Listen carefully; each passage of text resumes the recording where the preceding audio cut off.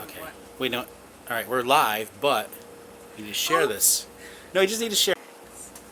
Reconnect. Okay, here we are. We're live. Oh, I had to tweet it. Get Mike. You still there, Mike? Okay.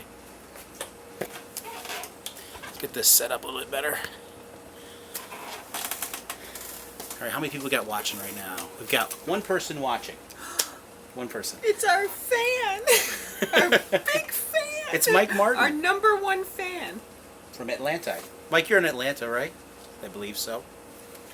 Anyway, so while we're waiting for some people to show up, should we have a beverage? Sure. Okay. I'll grab a drink.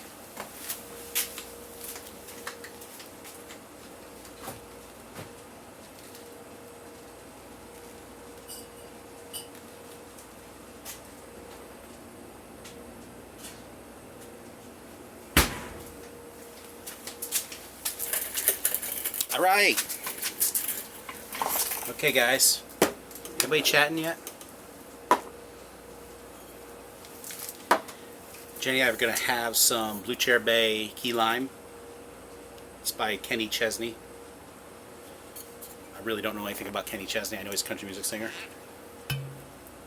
But this stuff's good. I think he was married to the one that was married to Tom Cruise but got divorced. No. No, no, no. Didn't she marry a country music singer? That's the end of this. 1697. What, the price or the year? Yeah, the price of it. 1697. Yep, Kenny Chesney. Oh, there we go. I can see it now. Are we going to go through this again? Oh, you're in Greenville, South Carolina. That's even better. Then what? Where does it say how many are then- online? then Atlanta. Well, I got 6 right now. So I think we're going to talk about what we're going to talk about. Tonight, we're going to talk about Nintendo and my thoughts. Okay? About the Switch. Not just the Switch. Nintendo just put out a video. The video is now the 2DS XL. As a matter of fact, now I have this hooked up to my phone right now, but let's just bring it over here. So look at this. Check it out. This is proof Nintendo has lost their mind. You watching, Jenny? Oh, yes. Now I am.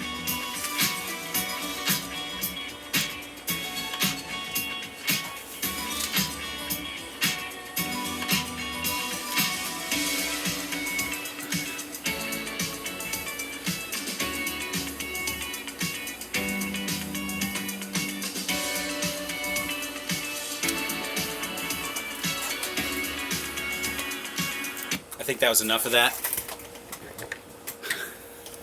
Yeah, Nintendo is out of their minds. They're nuts. They're completely out of their minds. They want to sell everything 10 times. What's your thoughts, Jenny? Well, I was going to ask what was the problem What's the problem? and what is it? It's just like a DS. My wife is the perfect example of a confused consumer. Well, see, what I'm mostly caught up in is the fact that we're probably going to have to buy 3 of these things for our kids, and I have no idea, Mike, what the Getting price is on anxious. this thing. Let's see. but it's a 2DS that folds, and obviously Yeah, you know what that's called? It won't be 3D. Yeah, it's a non-3D 3DS. Yes. I'm trying to really figure... So basically, this is another holiday cash grab coming around here. So, I mean, a great example here. Here's a 2DS I bought for my kids. It's broken. They broke it. I bought a lot of 2DSs, 3DSs, DSs. I got so many of those things, it's ridiculous. So I have a 3DS XL, the new 3DS XL. Let's not confuse it with the 3DS or 3DS XL. The new 3DS XL, or not the new 3DS. What do I have? So now we have the new Nintendo 2DS XL. I mean, this is nuts. It's nuts. So yes, you have a new 3DS XL Galaxy version, which has the Galaxy on it. Mm-hmm. Yeah. So is Murder on the Eyes? You know, it's funny you say that. So when the 3DS came out,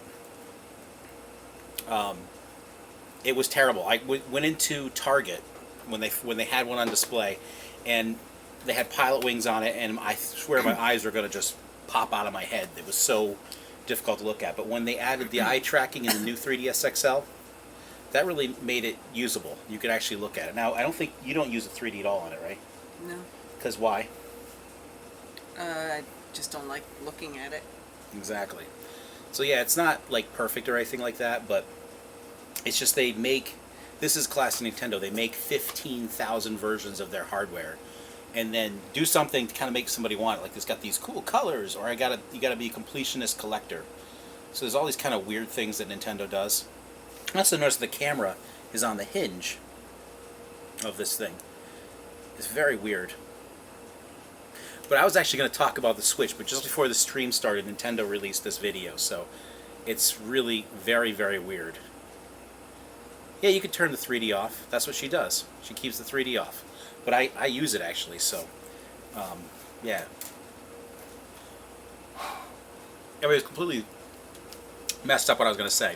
I mean, they're doing exactly what they do, but I was going to say how Nintendo is nuts because they're making the Switch, their new portable console, when it's obvious that they aren't. They're still selling the 2DS. Now the Switch is kind of like a portable Wii, basically. Yeah, right? like the portable Wii U. Yep.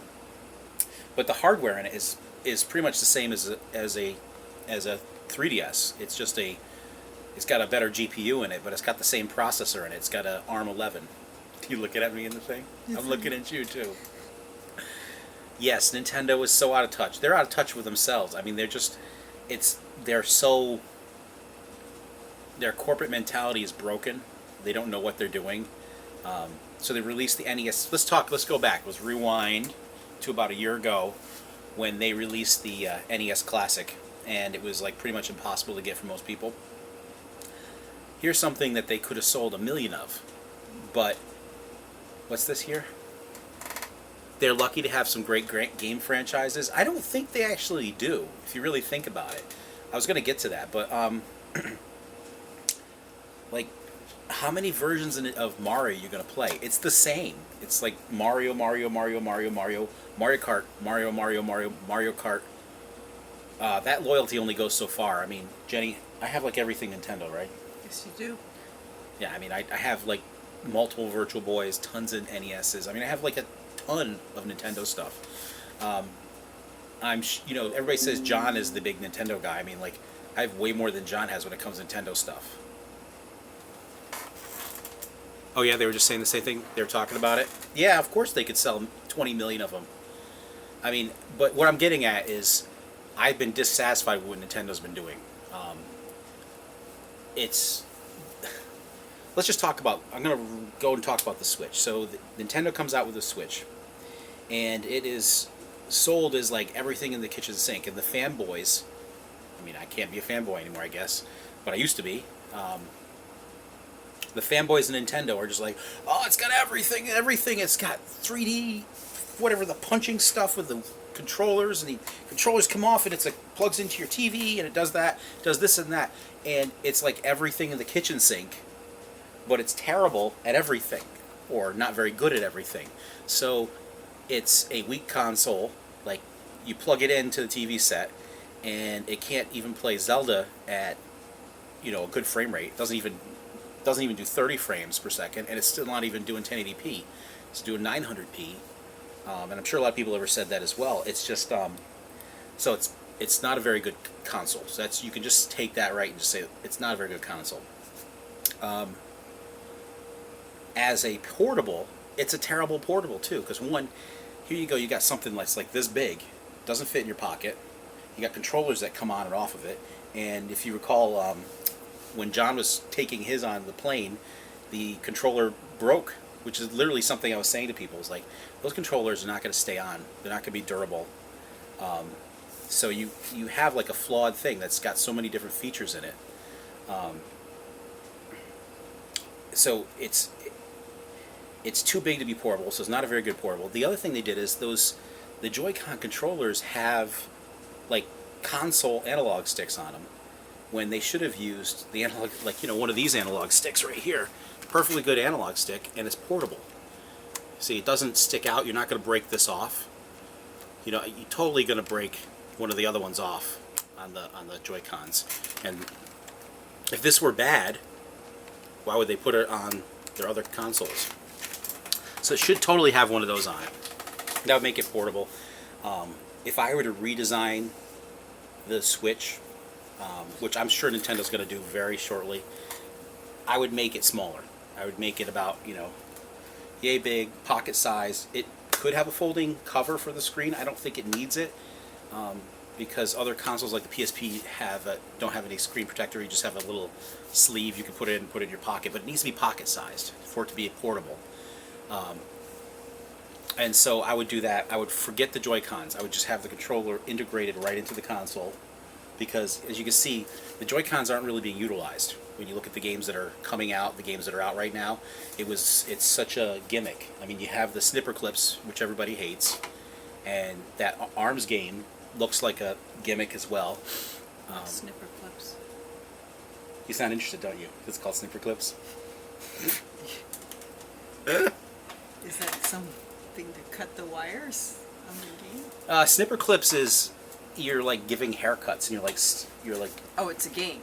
Yeah, it's a game. Oh. And it's like here's the thing, it's like a mini game mainly, but it's $60. Is anybody still there? Did I lose everybody? No, still got a few people here. Okay, so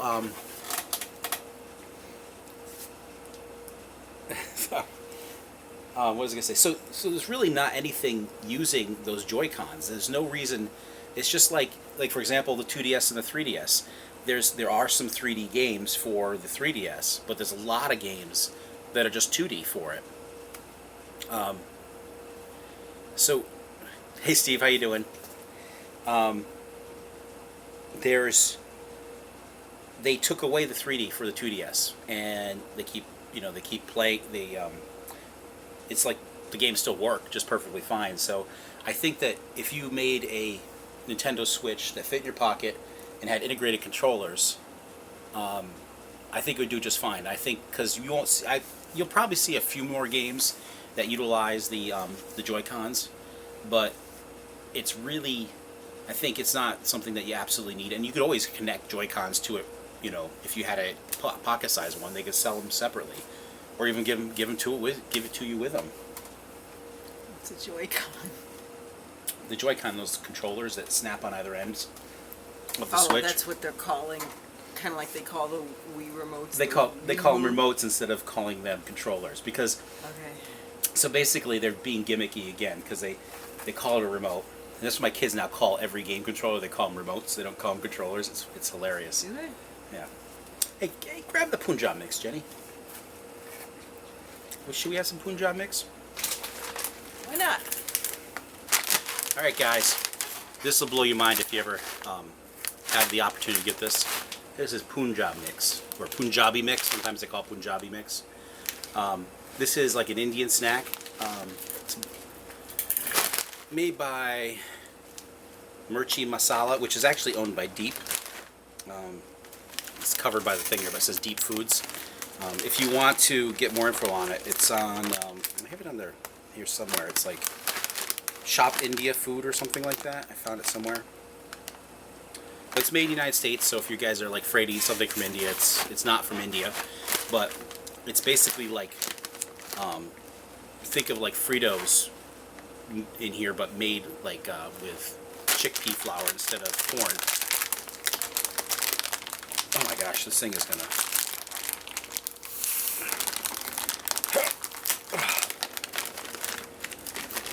It's super spicy, it's delicious. Here, check it out.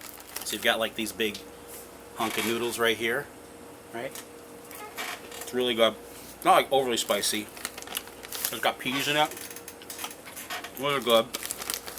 And these little potato noodles. Delicious. Could eat like a million of these things. The thing is, it's like, once you start, you can't stop. Want some Jake? Thank you. So you can get this. Like, go to like an Indian... Oh, I don't like these things. yeah, she doesn't like them. I do. If you can go to an Indian grocery store and get this stuff, it's really good. It's awesome. Oh, and there's puffed rice in it. It's basically like snack mix. Like, what do you call it? Chex Mix. I don't even, yeah, something like that, yeah. It was really good. It's got like Indian spices in it and stuff. Does this one have raisins? The other one has raisins. That's right. This one does not have raisins in it. And that's actually surprisingly good. Would you take that for me? Okay. So back to Nintendo. So what was I saying? I was saying, yeah, so you could totally make a Switch which just has the controller integrated to it. And it can still hook up to the TV set. I would not do that dock like that. As a matter of fact, I would actually take a little technology that they have from the Wii U and apply it to this. I would actually have like a Chromecast HDMI fob that you could plug right in. And yeah, totally. 1, 2, 3 Switch looks stupid too. It's not even a game. You don't play it on the screen. It's like, I mean, the people watching know what I'm talking about here. It's just like a game, like you're playing against each other, and there's stuff on the screen, but the screen is just like your score. Yeah, you do like quick draw with the controllers and stuff, and other things like you milk a cow and whatever. But that's the thing, is like these games are super expensive. They're like mini games. It's not even like a full game. I mean, it's like not even like, like with WarioWare, you're getting a ton of mini games. With this, you're just getting like, I don't know, 5 games or something. I haven't played it myself, but it looks stupid. I don't have a Switch to play it. I'm not going to buy it, at least not now. I mean, if they did make one that you could put in your pocket, that might be something I'd get, but I'm not going to buy this one. But, let me talk about this. So, this is what I think a Switch would look pretty cool as, is like this. It's a Tapwave Zodiac. This is a Palm device made years ago. It's actually pretty awesome. But it's a little handheld game system. It's got like some really great design to it. Like the engineer who designed this is pretty awesome. So you got like LMR buttons on the top, 2 SD card slots. That's an analog stick. It's actually a really good analog stick. I think that these buttons could be made a little bit better, but it still works fine. This was pretty awesome when it came out. I really enjoyed playing it. There's some really good emulators on it and stuff. So it's pretty cool. And like the games it uses SD cards, but also uses these cards here, which have full games like this Duke Nukem in it, right there. So it's pretty awesome. And it's got a dock too that plugs into the computer, so you can sync it with your computer. In fact, I'll show you right here. There's the dock right there. It's just a Palm computer, basically, but it's got an NVIDIA graphics chip in it, like one of the ones from the early 2000s. It's actually pretty good. Last one passed. Yeah, I think it was 2003 this came out. I can't remember exactly when, but it's pretty awesome. But if they put the Switch in something about that size, and you had like a fob that was like, one of those HDMI ones, plug it in, I think that would do really well. Because you don't need to have this dock and all this other stuff going on. It's very complex and stuff, and basically the Switch itself is kind of a weak console. I mean, it's not... How big is that actually? The video that you showed me a little while ago, it didn't look that much bigger than... Oh, it's actually pretty big. Here, I'll show you, Jenny.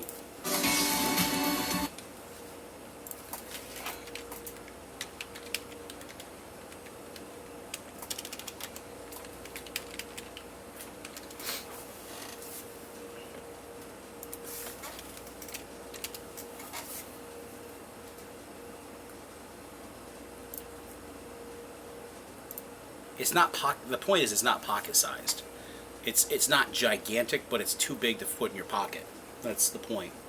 and you see those controllers are hanging off the ends there. It's totally they're gonna break off, which that's already happened to people. Yeah, I guess it is big now that people say that cargo pants are out of style. I'll still wear cargo pants. What's this? Your kids are older that they are interested in the Switch at all? Yeah, my daughter wants it, but I can't get it. They'll break it. It'll totally get broken. So that's not. I mean, maybe it's too much to buy when they could just break the thing. Oh, you're asking Mike. You asked Dan. I mean, Dan. Confused. I thought you were asking me about that. Well, my kids would destroy it, right, Jenny? Mm-hmm. Yeah. So they've already broken the Wii U tablet once. Fortunately, it was just that they dropped it, and the amiibo and the near field antenna came unplugged, and Nintendo fixed it for free because it was within the first year. So, but yeah, it's pretty sucky though that they break everything. But yeah, and the cords, they've destroyed the cords for it, the charging cord. Mangled a lot. Yeah, they mangle everything. So, I mean, if we had the Switch, that would be so much worse. It'd be terrible. So it's not really. That's the other thing. It's not a very good kid console. I mean, it's. I'm just trying to think what it really isn't good for anything. Yeah, they're animals. Yeah.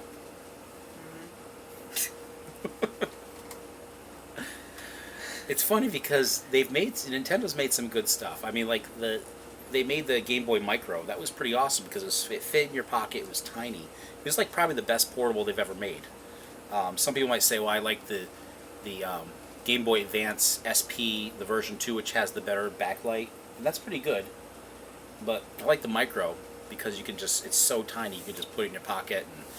And I mean, it could pretty much fit in anybody's pocket. It could fit in a Chihuahua's pocket. The DS Lite is the best. I don't know. I mean, I think if you're talking about that generation, like the DS generation, the 3DS, the new 3DS XL is actually, I think, pretty good because you can play everything on it, and it's a nice console. I mean, it's a nice handheld, I should say. Like you like yours, right? I mean, I never get a chance to play it anyway, but it's big. It's big. Yeah, I like my DS Lite. Well, she likes the DS Lite better, so there's the answer. I mean, there is the regular size new Nintendo 3DS. Plus, I like the games that were on it. I don't really.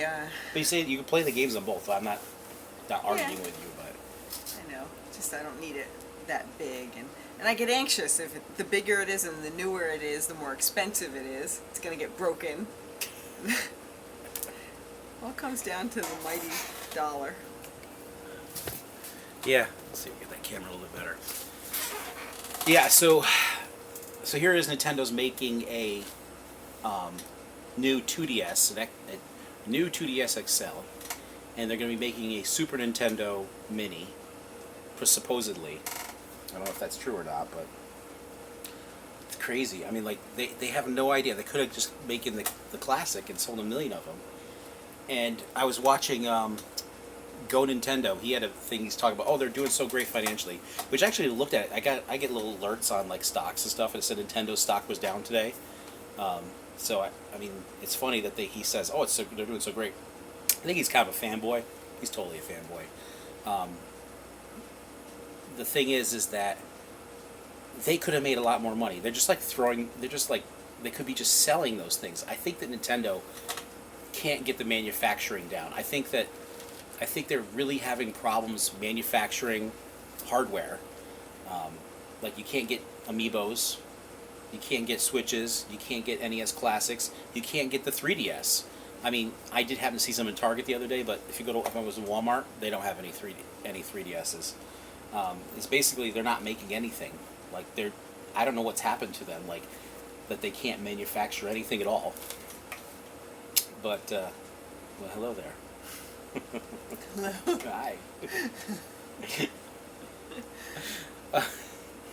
I think Nintendo is a troubled company. I mean, they might have a lot of cash right now, and I don't know if they really have a lot of cash because they were hemorrhaging cash a few years back with the Wii U and stuff. So I think right now, maybe they'll do better, but I don't know. I mean, the first thing is if they can't make things to sell, they can't make money. Um, and not only that, I think like they're in terms of development, they spent years on making the new Zelda game, which is good. It's a very good game, but it seems like they can't really make more than one or two AAA titles now. I mean, like because back in the day they were making 8-bit games, 16-bit games, even the N64. It didn't require a huge amount of programmers and assets to make those things. But now when you make a AAA title, you have to spend a lot of time and money. A lot of money. It's millions of dollars and millions of dollars to make a game. I can't imagine what it cost to make Breath of the Wild, but I'm sure it was extremely expensive. And if they want to continue to be... See, I think Nintendo doesn't even want to invest in their programmers. I'm sure they had to get programmers to make Breath of the Wild. They had to hire more people. But it seems like they're interested more in making hardware, which they can't make. And people, unless you're a fanboy, a lot of people don't buy Nintendo because they don't have the third-party support. So they're kind of stuck in this loop of, well, they have to make their own games. And they don't want to invest in making games. I mean, if they really wanted to make games, they would have more people and be able to make more than just one game for one launch of the Switch, which was a game they were making for the Wii U. So, like Snipper Clips, ARMS, it's not even out yet. ARMS isn't even out. Splatoon is just a copy of Splatoon. They just threw it. It's like an expansion pack for the Wii U Splatoon game. New weapons and stuff. What else? Mario Kart is Mario Kart 8. It's not. It's Mario Kart 8 Deluxe. They've just added some more cars and tracks. An expansion pack. That could have been on the Wii U. So when you look at it, it's like they're not making games. They really aren't making any new games. They're making little mini games, which is about what they can afford to put programmers on, and programmers and developers and producers and things like that. They put everything into Breath of the Wild, and now they're making this Mario game, which, to be honest with you, doesn't look good. I mean, it looks really weird. It looks like a weird copy of Sonic Adventure, which I love Sonic Adventure, but it looks like it's taken the bad elements from Sonic Adventure. But Sonic Adventure came out in 1999, and this looks about the same. There's just so many things about it that it really screams that I think Nintendo's in trouble as a company. I think they should really drop the console game experience it altogether, because it's too expensive for them unless they want to invest in it. And just do handheld? Just do handheld games. They kind of dip their toes into mobile. And I would say that Fire Emblem is pretty good, although I've kind of haven't played it in a while. Like, I mean, I've launched it to get the free orbs and stuff, but let's see here. Switch was a consolidate portable development, so they could focus more on I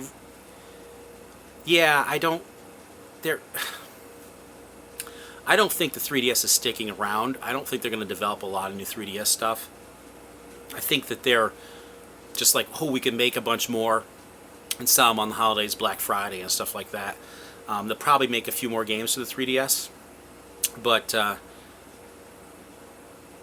mean, they're not making anything for the Switch. If you look at the games, they're not making anything, and they got these little indie games that are coming out. There's nothing compelling to buy it. I mean, when Nintendo launched hardware, they'd have some game that you, I gotta buy this, and you could say Breath of the Wild is the game to buy, but again, I have it on the Wii U, and it's the same game. It's not like it looks better on the Switch. It really doesn't.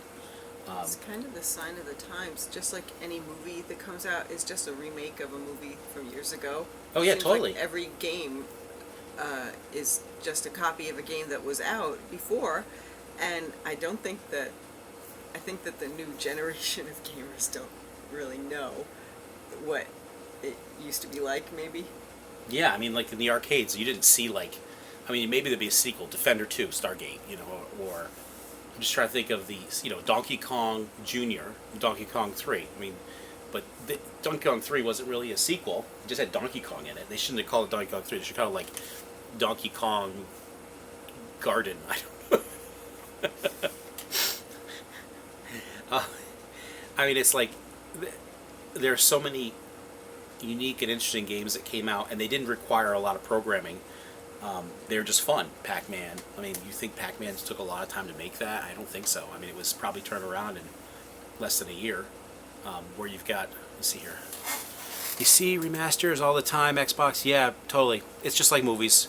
I mean, like, I don't understand why they need to remake movies so often. It's just, I think it comes down that it's easy because we're all. Nothing new. There's nothing. Well, there's totally nothing new, but really, there's this. This kind of like just a general statement. It's like, our generation, which I would say when I say our generation, Jennifer's a little bit older than I am. I was born in '75, so I'm saying like anybody born in the '70s to like 1983, whatever, Generation X basically. You go in a little bit in the '60s, but basically Gen Xers have this weakness to nostalgia. I mean, more than like our parents were nostalgic to the '50s. It's like exploitable nostalgia. Like they'll make a new Star Wars is a perfect example. I mean, they make. I mean, personally, I liked the first Star Wars movie enough, but it wasn't like anything like. Saw it when I was 7. It was good. Yeah. Moved on. I know it was, and then they had Empire Strikes Back, and you're like, oh, let's go see that. It was like fun because like, oh, there's a new one, and it was all right, but that's when they kind of brought the Muppets in, which is weird, because it was not like a. I mean, don't get me wrong, I love Muppets. Muppet Takes, the Muppet movie, and the Great Muppet Caper were two great movies. Mm-hmm. Muppets Take Manhattan was all right. I mean, it was okay. You've seen that, right? I guess so. I don't remember movies like that. Then it's been like a million Muppet movies after that, but the Muppet Show was funny, and I like the Muppets. Love that show. But when you take something that's realistic, they spend all this time making something so realistic as these, the Death Star, like look real, and then throw in Yoda. Muppets. Yeah, a Muppet. And talking like Miss Piggy. It's talking like Miss Piggy. I mean, so. Oh yeah, it was such a like. I mean, some people love Yoda and stuff, and but it was like, it kind of shattered things a little bit, like all of a sudden. And then by the time you get to Return of the Jedi, there's Muppets everywhere. It's like Muppet Land. I mean, it was the Muppets take Star Wars, really. and it was fine. It was fine. It was like entertaining movie, but it wasn't serious anymore. And not that it was particularly serious in the first one. It was actually really funny. There's funny scenes like Han Solo running down the hallway towards the stormtroopers, and there's like a horde of stormtroopers, and they're running away from him with a blaster, and then he goes to the room and there's a whole bunch of stormtroopers, and he comes running out like a cartoon character. I mean, that's hilarious. Like, he seems real. If you watch the prequels, everybody's talking with some fake British accent, or real British accent, I don't even know what it is, and they're afraid as hell to ruin Star Wars because it's become this mythical thing, and it's not. I mean, Star Wars is good, but you know what? There was a lot of other good sci-fi movies out at that time. I mean, some of them were funny and goofy. Like, a movie I think is hilarious is Ice Pirates with Robert Urich. Mm-hmm. I mean, I think I like that more than Star Wars in retrospect because it's goofy and corny and it's fun. I mean, Spaceballs is way better than anything after the original Star Wars. I mean, I don't know. It has to exist because. It only exists because of Star Wars, but Spaceballs is hilarious. Trying to think of some other really good. I mean, I just can't think of them right now. But there were some really good space. I mean, like The Last Starfighter was fun. You have Forbidden Planet. Yeah, that was a '70s cartoon. I love that. So creepy. I love that movie. Yeah, but again, there's a ton of really good. Sci-fi movies, and for some reason, like Star Wars is lifted up on this pedestal of this like epic thing, and they say, "Well, look, is that?" I think there's a lot of like lying, like going on, like like Lucas made the first movie, and it didn't say Episode 4 originally on the crawl, and from what I've seen, they said the Fox executive said, "Well, we want you to make another one," and so they recalled the films and they stuck Episode 4 because basically Lucas couldn't decide which way he was going to go. So if he puts Episode 4, he can make a movie before, he can make a movie after. He could, if whatever he wants to do with it. So, he was smart in terms of marketing, leaving himself open and stuff. But I think another thing is like creativity.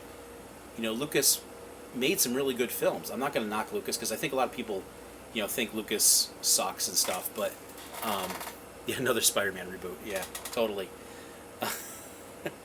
But like Indiana Jones, those movies were good. I mean, I can't even say they got worse because The Last Crusade was the best Indiana Jones movie with Sean Connery. But I mean, anything with Sean Connery is great. There's not a bad Sean Connery movie, is there? Probably not. I don't know. I mean, even that one where he's wearing that crazy outfit, the one where he's on the beach. Like, I have to watch that film and see if it's bad. Oh, I don't know what movie you're talking about. Oh, I don't even know the movie of it, but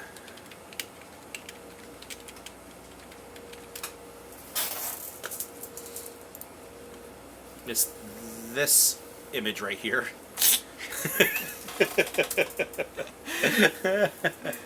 Yeah. Yeah. It's called Zardoz. 1974. I mean, it's so hilarious if you guys want to see it here. I mean, look at that outfit. The boots, the leg hair, the chest hair, the long ponytail, the pistol, the suspenders. And he's wearing a diaper. He's wearing a diaper and he's got gun belts for suspenders. I mean, only a man like Sean Connery can pull that off. And he's pulling it off. Yes, but this is before Borat. Yeah, it's pretty, he's pretty awesome. I mean, think of the Highlander. That movie was great. Highlander 2. Oh, I'm sorry, there was a bad movie with Sean Connery. But his part was great. He was really good. Yeah. So the Highlander 2 was not a good movie. And really just because they retconned some of the things in it, which they completely dropped by the Highlander 3. Like Highlander is another one of those movies. It should have been a standalone movie. There could only be one. There should only be one Highlander. I mean, I love Highlander, but just watch it again. If you liked it, watch it again. Don't ask for a sequel. I mean, that's like this compulsion, I think, as Americans. We want more. It's like, and I mean, I'm all fine with people wanting to have a supersized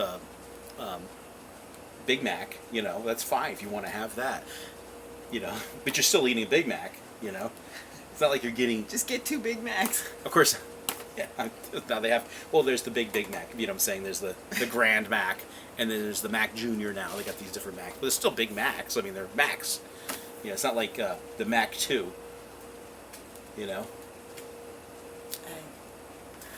don't know if I've ever had a Croatia. Big Mac. We got someone from Croatia here. Oh. I love Croatia. I do. We had some beer from Croatia. Yes, we did. We did.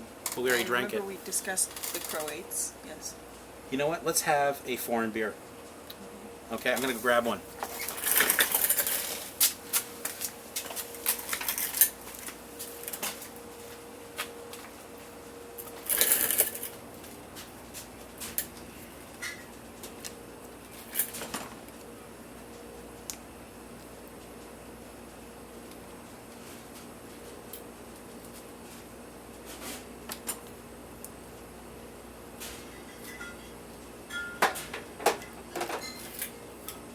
Don't break anything.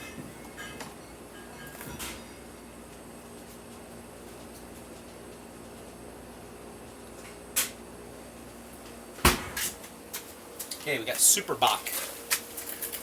Let's see, this one's from Portugal. I thought I had something from Eastern Europe, but I didn't want to take too long on it. So Super Bach. Did we have this before? We Nope. had something from Portugal before. No. Okay. I remember us discussing. I think we're discussing this, but we didn't drink it. Okay, yeah, that's what I'm saying. So we've had that for a while. Yes, this is old. I thought you weren't supposed to do that. It's a Bach. It doesn't matter. It's not an IPA. This doesn't go bad. I mean, if you just let it sit forever, this is not that old. I mean, let's see. It was well, actually, it's expired. Expired 2 months ago. Let's see here. But remember, didn't we? eat some expired Oh. food. Oh. Oh. It smells like a skunk. It has gone skunky. Oof. Wow. That is a skunky beer. You up to it? Oh yes, I wanted to sniff it again. You want to sniff it again? It's kind of like Snugglies, but That's kind of the thing we do. Is I'm literally trying beers from all over the world. I had beer from Vietnam, Kenya, in Africa. How you doing? good. It's starting to smell good now. It's starting to smell good. Well, not the skunkiness. Let it breathe If a you little go bit. past sniff it, and then the skunk smell is like, ew, but then you get past that, and then I just smell like the late '80s.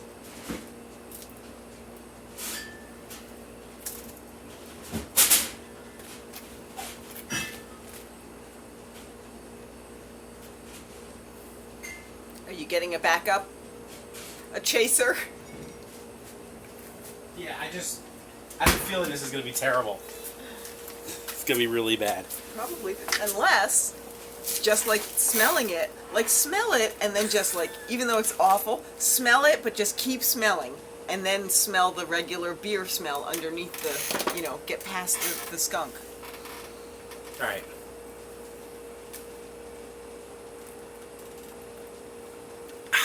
Thought you were gonna Tiny Tim it. Well, I got to say something for you. I could drink this all in one. Of course. It's not bad.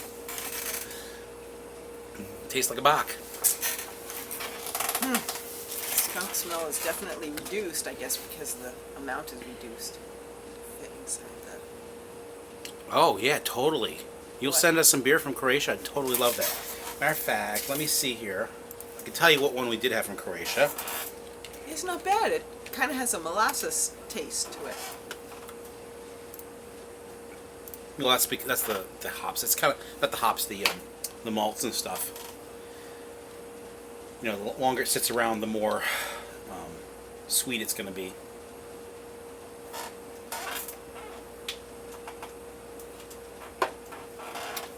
Yeah, but it really does have a molasses taste. Yeah. So, beer connoisseur level 6. I've had beer from more than 30 different countries. Let's see here. Oh, I have to go beer history. And I can say Croatia. So the Karlovaco Pivo. I don't even know how to say it. So listen, here's what we had. Oops, I'm doing that wrong.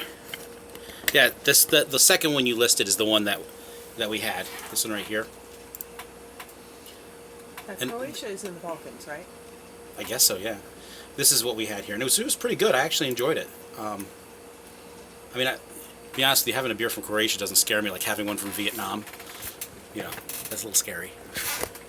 See, what we need to find is an Albanian beer. Yes, my wife is half Albanian. And didn't your friend say that he would... Bring some back? Yeah. Yeah, I gotta make sure he brings some back when he goes there. Yeah. Yep. Yeah, so that's actually not bad. And I've also got this one, this James Boggs. It says Tasmania's Finest on it. But then if I look in the back here, which was kind of disappointing, it says product of Australia. I've already had a beer from Australia. I wonder how Untapped will count this one. So that was a little bit disappointing because I was really... Well, it says from the pure waters of Tasmania. Is that a lie? I mean, beer brewed and bottled in Australia by J. Boggs' son, part of the Lion Group. Tasmania. Australia? Is Tasmania part of Australia? I don't think so, is it? Let's see here.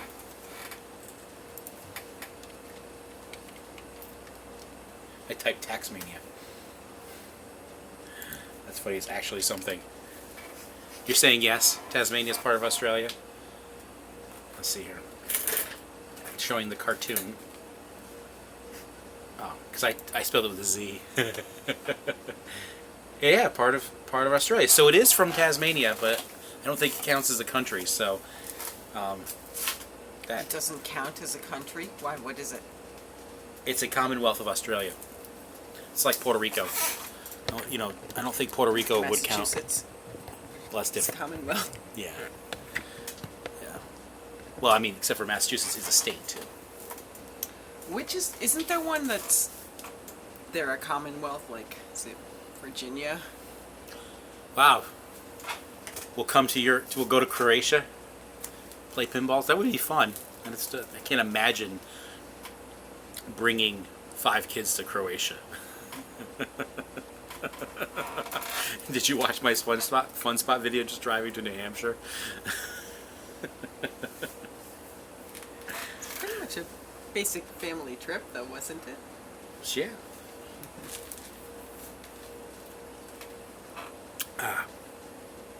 What else was I going to talk about? Well, I just said that, so basically I think the Switch is flawed.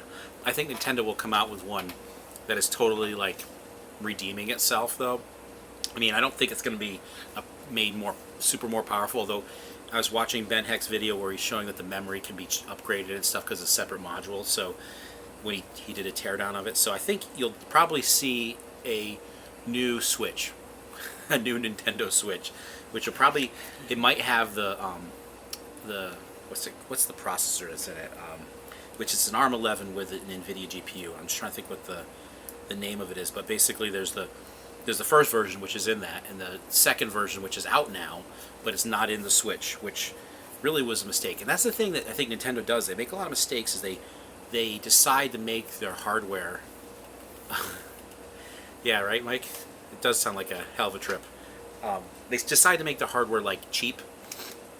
I don't know if it's profit, or I don't know what it is, but, like, a good example is the Nintendo 64. Here you've got SGI designs a chip for them, which is pretty awesome.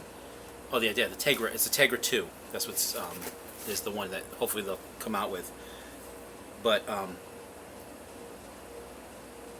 SGI makes a great chip for the N64, and it's got the RD memory in it, or RD RAM bus, whatever. It's got RAM bus memory on it. So it runs right on the bus, and then they make the cartridge connection a 16-bit bus, so it limits all its access, slows everything down. I mean, like, what were they thinking? They could have just made a 64-bit bus, but I know what they were thinking is if they made the cartridge a 64-bit bus, the cartridge would have a lot more pins on it, and it would be, one, easier for kids to mess up. The pins have to be tiny. It would cost them more to make it. So that's why they went 16-bit bus. It's just crazy, though. I mean, like, you have this... If they had a 64-bit bus for the cartridge, bus access for the cartridge, the thing would be a lot better. I mean, it's just like, they get it right to the edge, and like, no, we're going to take that off. And literally limit... Like, if they had just made that one little change, the Nintendo 64 would have blown away the Saturn and the PlayStation 1, just blown them away in terms of performance. But the other thing they should have done is they made it cartridge based, and I see what they were doing with that, but because they didn't want piracy and they want to sell the cartridges. So Nintendo makes money when they do cartridges because other companies can't make cartridges for the system. I mean, they have in the past, but when Nintendo does these ingenious things, like with the Game Boy, if you ever turn a Game Boy on without the cartridge in, the Game Boy logo doesn't show up. And basically, the Nintendo Game Boy checks when you turn it on for the Game Boy logo in the cartridge. And so if it doesn't detect the logo, it won't, well, the Nintendo logo, it won't start. And so basically, they're using copyright so that you can't copy an N64 game. So like if you see a lot of the Like there's a lot of things that would make copiers that let the Nintendo 64 games run and stuff like that. They used the you have to put a cartridge in the cartridge slot, so basically we kind of like bypass it. And the same thing with Super Nintendo as well. But so basically, if you don't see that Nintendo logo in the cartridge, it won't boot. And if you put that Nintendo logo in your own cartridge, if you're like someone that wants to make a third-party game but not use Nintendo, like they used to do on the NES, you're violating copyright law. It's pretty smart. This here. Jane Zone says, at the time I really liked N64 carts, no loading, no scratches. I mean, I do like that there's no scratches, but the thing is the third parties didn't want to pay Nintendo for cartridges. What would they have done otherwise? It would have had to be. They would have to go with discs. They could have gone with Yeah. CDs, but the thing is, and I think a lot of people say Nintendo didn't want to use CDs because they were worried about piracy, which certainly that's a thing to worry about. But it was more about the fact that they couldn't charge people to make a CD. So I love the cartridges. I can't no, stand they are discs great. now. I know, but basically, I like the cartridge better too, in that aspect. But the point is that it had switched. So like you had the Saturn, the PlayStation, and a lot of developers like, I just want to make a CD game. I don't want to make a cartridge game. It costs too much money to make it, and it limits what I can do. So at the time, that kind of boxed in the Nintendo 64's ability to, take over the market. What they should have done is kind of like what the Capcom CPS2 arcade board has. It runs off a CD, but there's a cartridge, but the cartridge is a security cartridge. Doesn't have game code in it. It just decrypts the game off of the CD. They could have done something like that. They could have used basically the chips that are in your chip credit cards, or you'd see those on like remember when we had the washing machines in our apartment that had the little chip on them?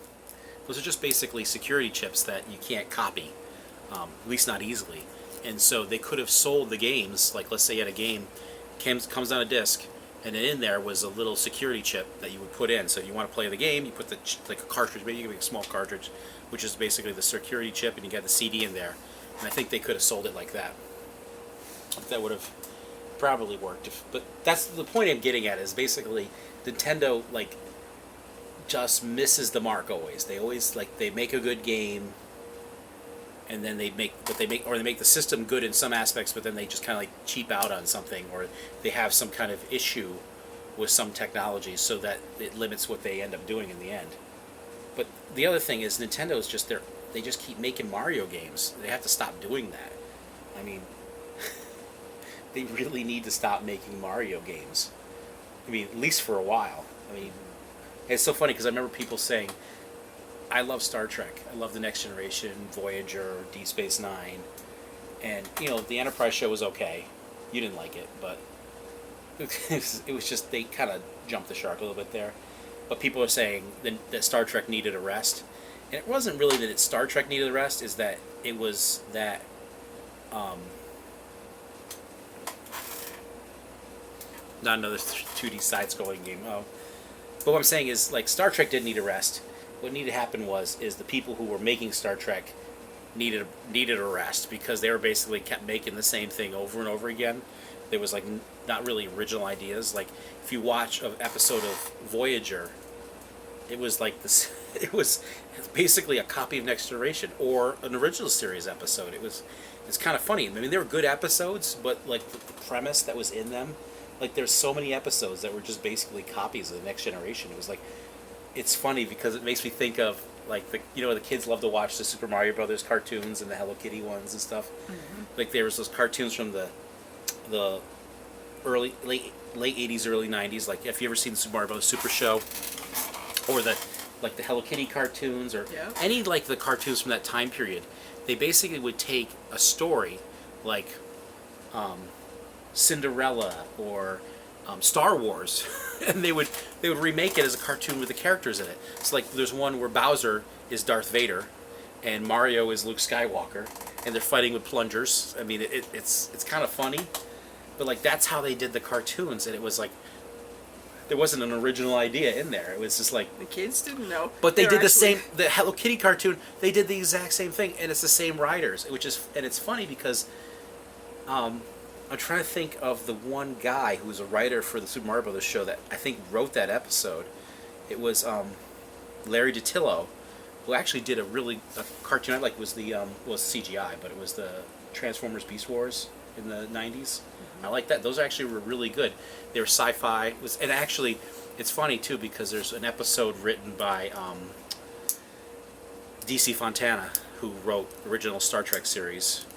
She wrote an episode of Beast Wars, and it was actually kind of fun. It was really cool because it would refer back to the original 80s Transformers and stuff like that. And I guess I'm a slave to nostalgia, but at the same time they were doing it, they actually made something entertaining and it was good. Like now it's just like they just exploit nostalgia. Like I was saying with Star Wars, like you see people saying, when am I going, I want my kids to experience Star Wars just like I did. I want them to see it at a certain age. I want to take them to a theater to see it, because it's really important to these people that their kids feel the same way about Star Wars. And you're laughing because it sounds ridiculous. No, I'm just laughing because I was so upset that our daughter didn't think that the Geico caveman commercials were funny. Yeah, but you didn't go to the length, which by the way, those are hilarious. I went to YouTube and I found the commercials and I showed her the commercial, and then she was just kind of not getting it. And I'm like trying to explain. I'm being one of those jerks that's explaining why the joke is funny, and her eyes were getting all glassy, glazed over, and see, the thing is that we don't watch regular TV. We don't have cable, so and we don't watch the news, so our kids don't really understand news shows with the different boxes with the different experts talking, So I had to explain debates on news programs because they don't know that. So I really had to go really deep into the explanation. I don't know. Do any of you guys actually watch TV, like real TV anymore? Because like everything is either YouTube or Netflix. It seems, People are so spoiled. I mean, remember we used to have to wait for a show to come on? And if you missed it, you missed it. Yeah, you totally missed it. Yeah. Local TV? No? Okay. Yeah, I don't watch even network TV. I mean, I think the last thing I watched was, some football game. Yeah, I watched, I don't even think I watched the Super, no, I did. I watched the Super Bowl, but I saw at the end that I saw the score, and then that whole thing happened where the Patriots turned around. I'm like, all right, I got to turn on because it was going in overtime. And or did I turn on just before it went in overtime? But whatever. I think that was the last thing I watched on TV. A lot of people are saying Nintendo. We're playing Nintendo. I was playing Amiga 500 with games like Nuclear War, the Great Guiana Sisters. Yep, I'm familiar with those. Those are fun games. Did you play Star Control on your Amiga? Because that's an awesome game. So here we got the James Boggs Premium Lager, product of Tasmania. Tanzania. Some people say it like that, yeah. I think. That's a green bottle one. So this is going to be more susceptible to becoming skunky, which it totally is. To smell skunky. You can smell it. It's not as bad as the other one smelled. Hardly at all. It smells like an Indian restaurant. Oh yeah. It smells good. Although I keep getting that from everything. Oh, but Indian beer. food. Indian beer is so good. Is it? Yeah, it's really good. I know I've had Japanese beer and it just tastes very watery. It tastes like Miller or something. You've had Indian beer too, honey. You had the Hayworth's 5000. That was good. That's really good. But it's not going to be an IPA, guys. You're not going to get a high hop profile thing. Even though it's India Pale Ale, beers from India aren't IPAs. I mean, I'm sure there's IPAs in India, but the traditional beers, like their Budweisers, see your face. What's it taste like? I'm just getting a taste and I'm trying to grab onto it.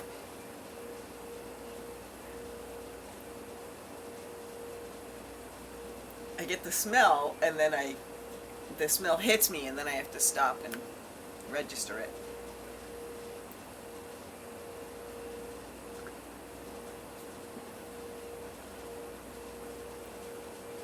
I don't know. There's just a weird taste.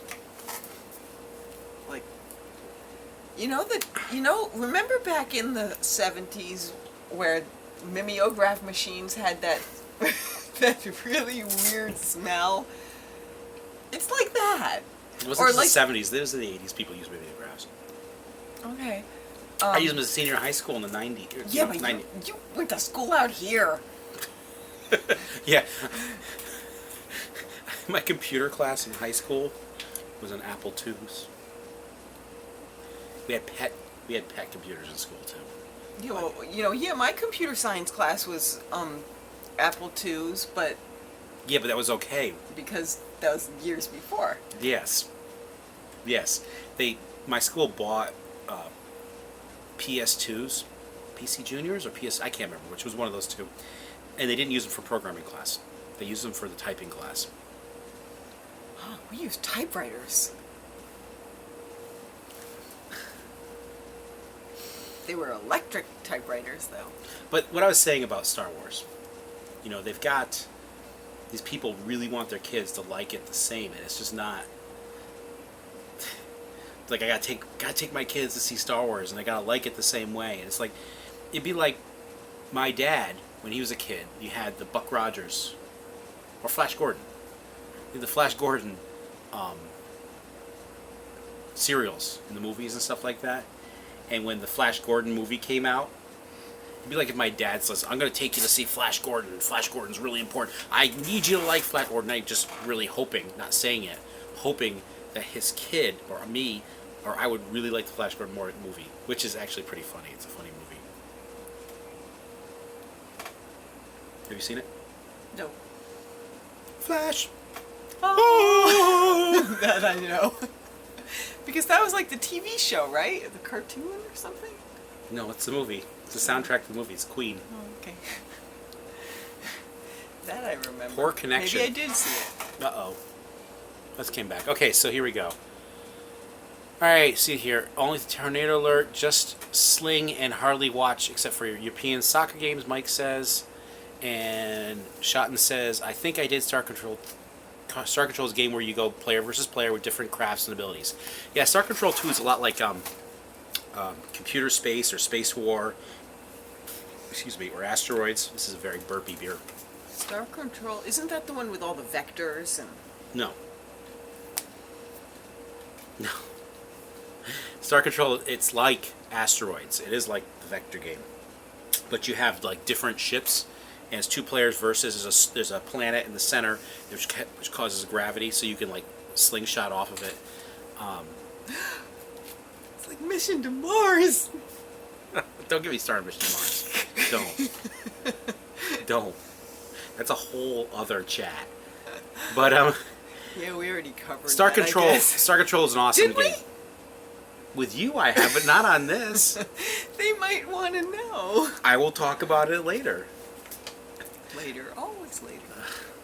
But anyway, so it's like a two-player versus, and the ship's kind of like a rock, paper, scissors in some aspects. Like some weapons are extremely effective against one ship, or effective against another ship. Some are kind of like evenly matched, and some would come down to skill. Like, I mean, if you're really good at it and you're going against someone who's not as good, and you've got the ship that's weak, you can still win. It's not like it's impossible to win. If you play your strategy right, you can win. But you have like a fleet of ships that you use, and you kind of choose them like chess. It's like chess, basically. Like the knight, the rook, and stuff like that. But it's action, top-down view, like Asteroids. It's an awesome game. Star Control is awesome. It was on the Amiga and on the Genesis. And on the PC, I have the PC version, I have the Genesis version. And then Star Control 2 came out, and that was on the PC, and I have that, but I actually played it first on the 3DO. And that is actually the superior version of the two, because it has like voice acting and stuff. Because there's basically, in Star Control, is like kind of like a single-player game where you kind of go through Star System and try to take it over, which is like more like chess in the original Star Control 2, and then in Star Control and Star Control 2, there's like you're doing the whole galaxy. You're trying to just kind of save the galaxy.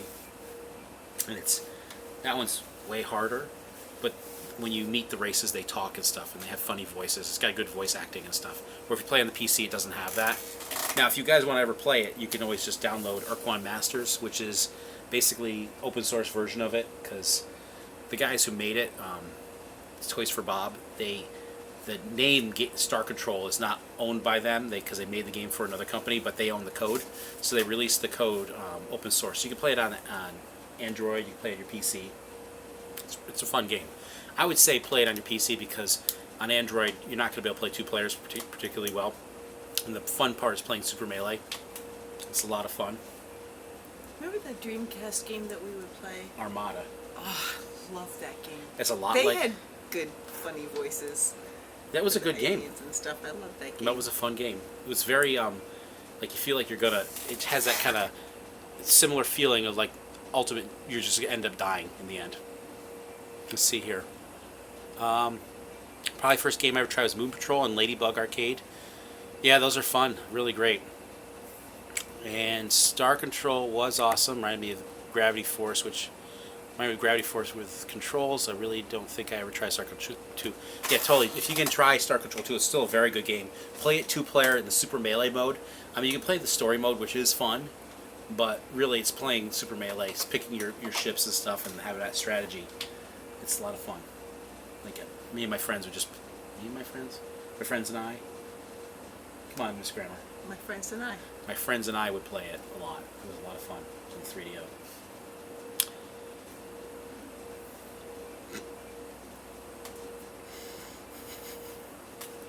You guys have any questions? Want to know anything? Nothing? Got 10 people watching.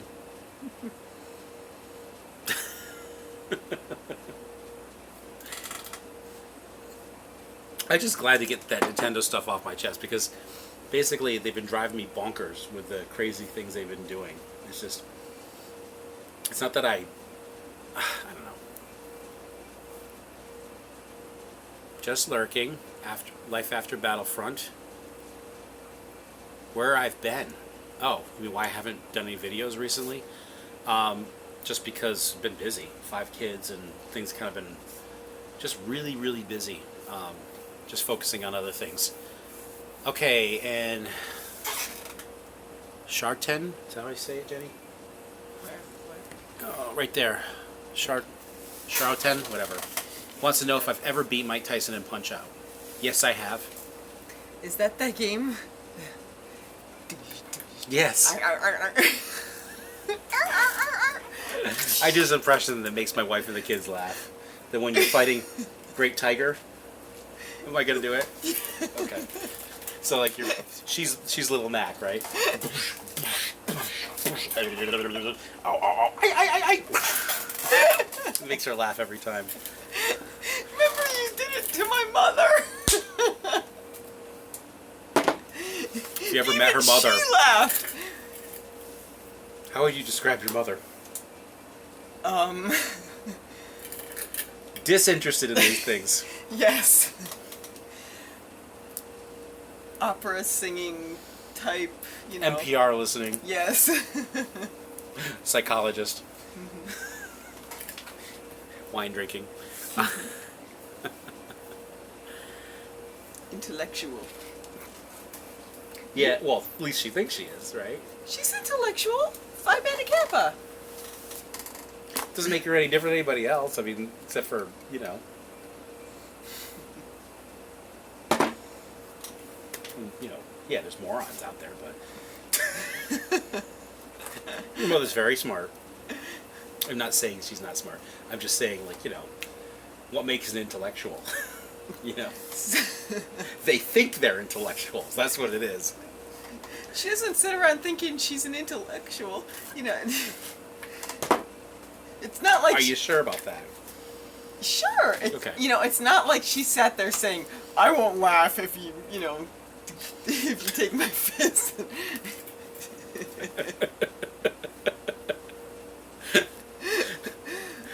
Yeah. Still made her laugh. Yeah, so I did beat Mike Tyson. It's not an easy fight. Like, it does require really good timing. Actually have a harder time with Bald Bull. Just something about him that's like 1, 2, 3 when he does his bull charge. And is that the game with the guy with the X bandage on his belly button, that, yes. like you said, was like me? She got a belly button. My wife had a belly button piercing when I met her, and then she took it out, and then it kind of healed over, and she got it redone, and she bandaged on it. So every time I'd see it, it's like she's King Hippo, which is hilarious. Calling my wife calling King me Hippo. King Hippo, and I don't know why. I didn't really call you King Hippo. It just reminded me. You remind me of King Hippo. You better watch it when you do stuff like that. Like when you just say King Hippo, you know, just like going up to someone and saying Chunky Monkey. Let's see here. Oh, let's scroll back a little bit. All right, so Mike's working on getting his Burger Time power supply. Working on his Burger King power supply. Getting ready for the party. What's the party, Mike? Is this like just a local party? I don't know. I don't know anything about this party. I like parties. Let's get the party started. Okay, hello sir. Can you see me? Need some DMD 128 by 30 display for your pinballs to buy. Well, I don't have any DMDs, but I would say you could always use the color DMD if you want to use this in LCD. But I don't know what's your. I'm guessing that you're using in a Williams pinball. I don't know what one you're using it in, but if you go to Color DMD, is it colordmd.com?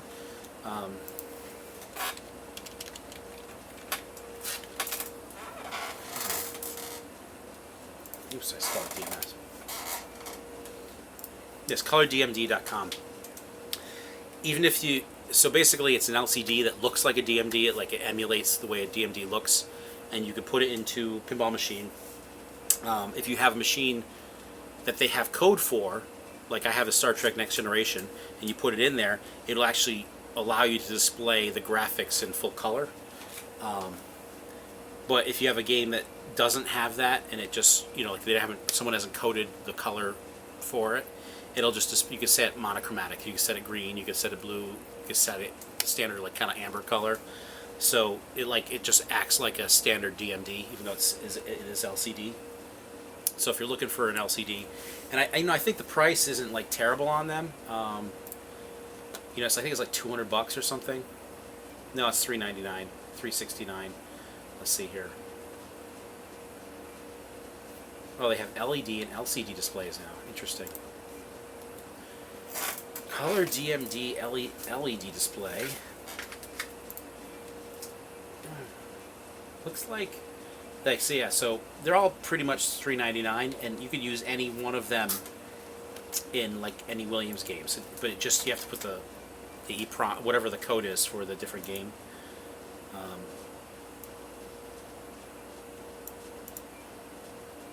So now they're selling LED displays. It looks like the price isn't more though. Is Star Trek in here? Because I've kind of been thinking about whether I would do that or not. And I don't see Star Trek in here. So it must be something special about them. Second.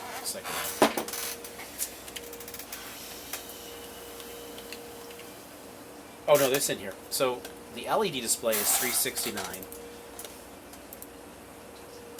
It's actually more for the LCD display. Oh, okay, so it's a segmented display. So that's actually pretty nice. It's a bunch of LEDs in here. So it's got 4,000 LEDs. Wow, I actually like that better. It's cheaper. It's $369 versus $399 for the LCD one. Yeah, why would you do... Because the LCD is just an LCD display. This one actually has segments, just like a... it's a little different. I wonder what it looks like. I have to see it.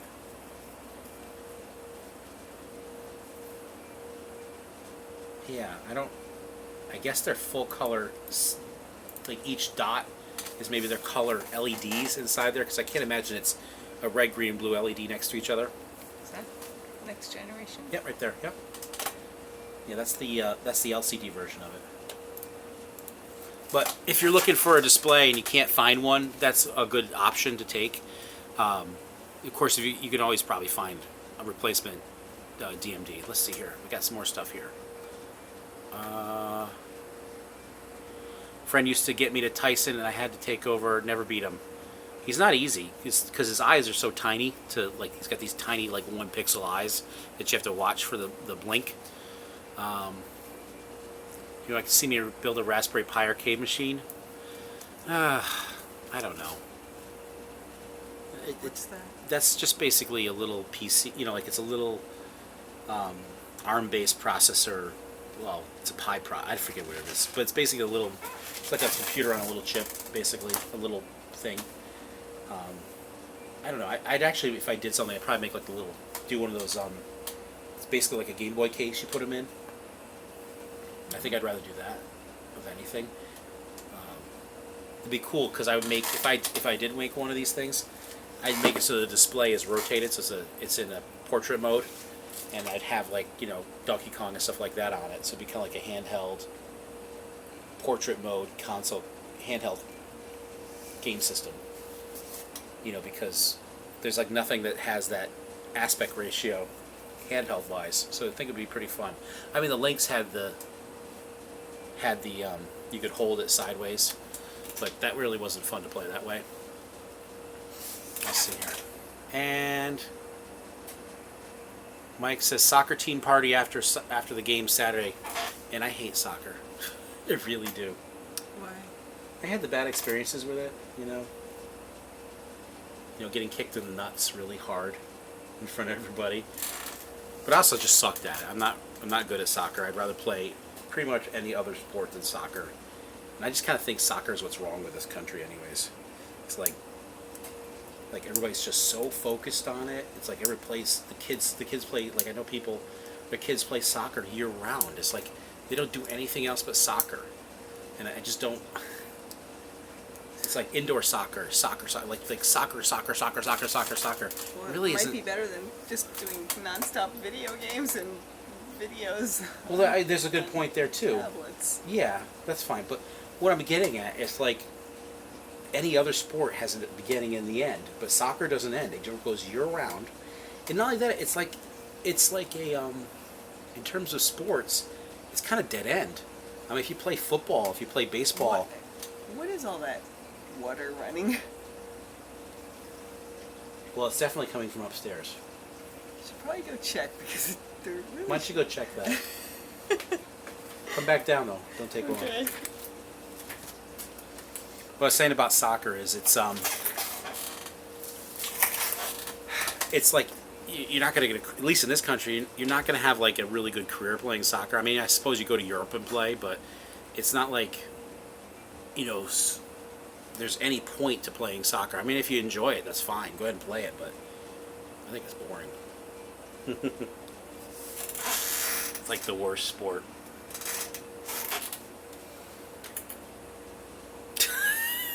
Baby Pac-Man. Like, so Mike says took me 6 years to get Baby Pac-Man working. To be honest with you, I just kind of didn't do anything with Baby Pac-Man. I worked on a bunch of other stuff. Just because I kind of didn't know where to start on it. That and just doing the wiring harness just did not look like fun. And it really wasn't the wiring harness. It was the video process, the video chip in it.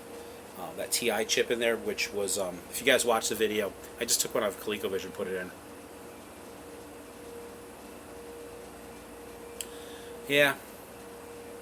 Soccer really is year-round. Oh. I mean, it's just, I think there's just so much focus on it. I mean, like, the kids don't do anything else but play soccer, I hate soccer personally because of my experiences, but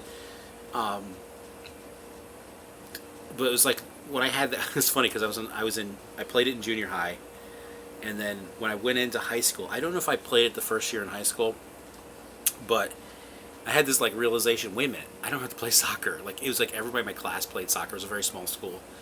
And then what was it? You don't know? I don't know. Okay. But everybody in my school played soccer, and all of a sudden I had this realization, I don't have to play soccer.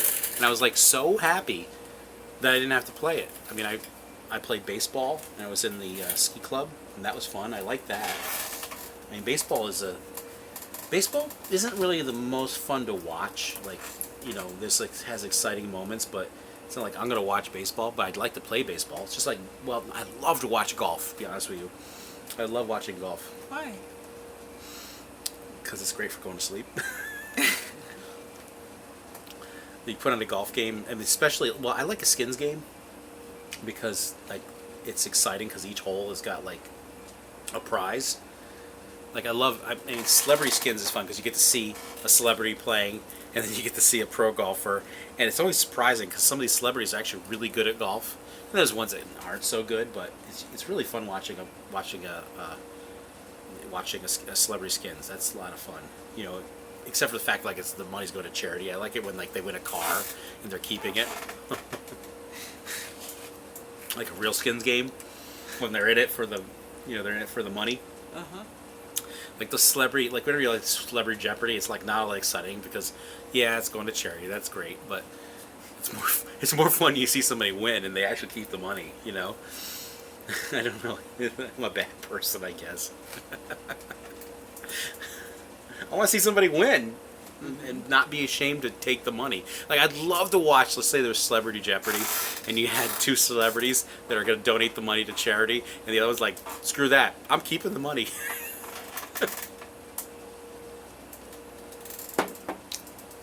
There are some celebrities that don't have a lot of money, so... Yeah, that's called the Hollywood like... Squares. And $10,000 pyramid or $100,000 pyramid, whatever it was, $5,000 pyramid. I think if you go back far enough, it was like $1 pyramid. Let's see, we got some more comments here.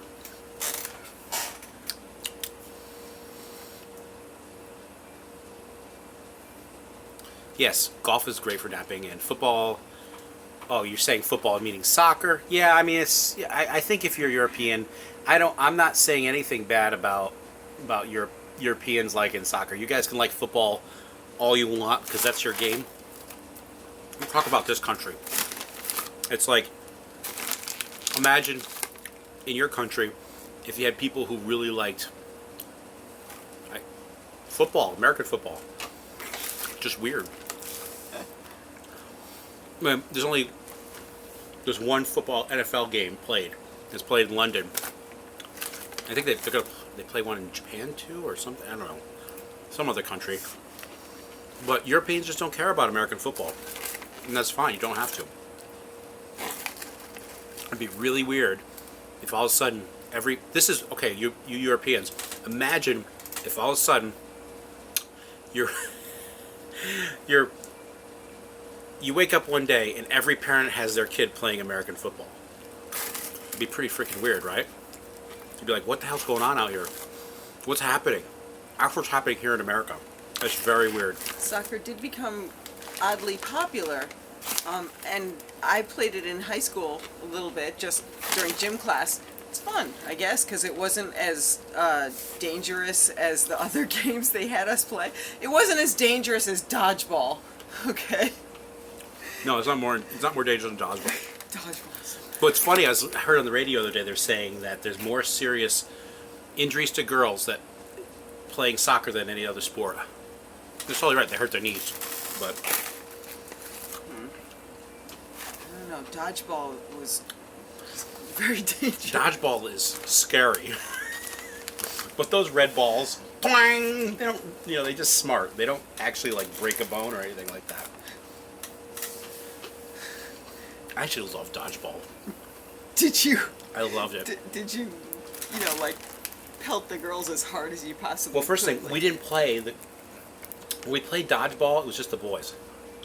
And our gym class was co-ed most of the time.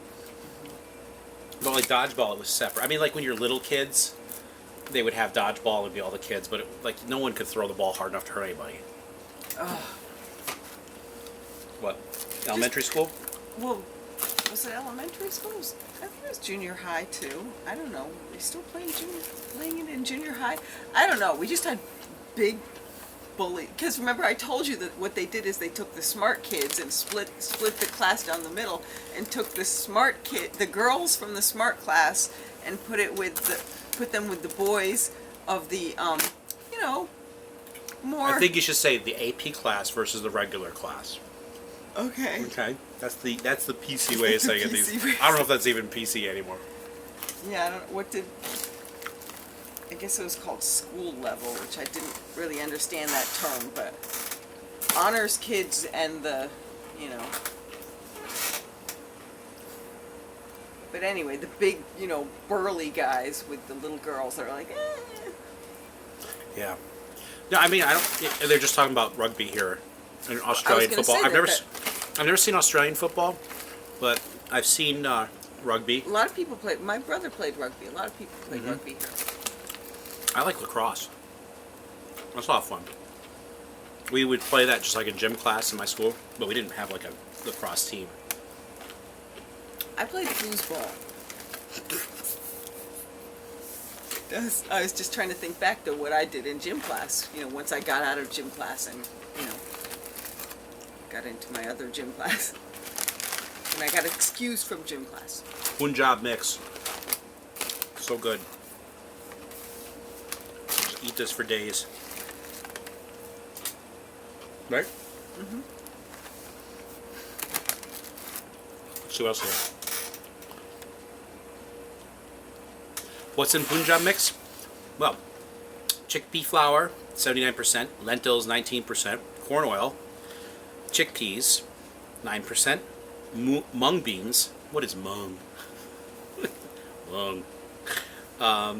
Green peas, rice flakes, parched rice, salt, spices, sugar, sesame seeds, curry leaves, turmeric, and citric acid. It's really, really good. If you get this at like an Indian grocery store, totally get it. So good.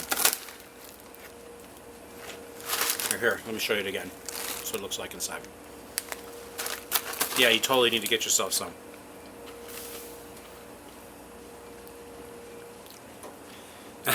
If you're football, yeah, bench warmer, you still make millions. Yeah, but you know what? The American football, even the bench warmers end up playing. You know, and it's, I don't know. They make so much money. The teams make so much money. It's not like they should be definitely sharing it with the players to some extent. I mean, they used to like make a lot of money and not share it with the players. And that's what the players' union's for. I'm not a big supporter of unions, but they have their place at times. I mean, the players are doing all the risk here. Well, there's financial risk too. So it's somewhere in between. It should just kind of be split evenly. Well, not evenly, but appropriately. I didn't even know that you liked football. I didn't really know that you cared about sports. And I only just learned this a few months ago that you even liked football. I used to watch it all the time before I met you. But, like, it's not that important that I watch it. I mean, the players I like don't play anymore. So I don't care. I mean, I root for New York teams. Well, I root for the Giants. The Jets. I could probably start to like them again. But, What you know, team did my dad like? like Giants. In you know, in the NFL. And then he liked Purdue for, obviously.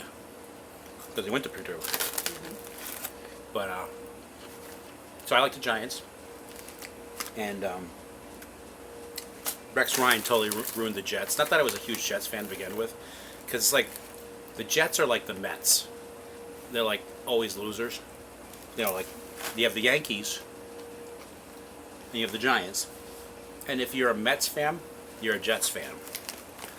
And then if you're just like, if you're a Buffalo Bills fan, that's just sad. Because it's just sad. Just saying, because poor Jim Kelly. Poor Jim Kelly. He's a nice guy. Jim Kelly's a really good guy. But I wanted Dan Marino to win a Super Bowl. Really did. It all means nothing to me.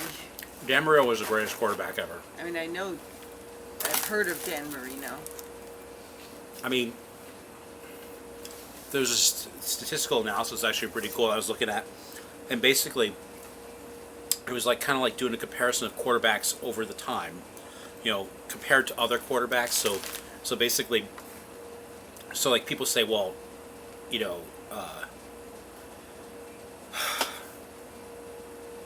wow, O.J. Simpson.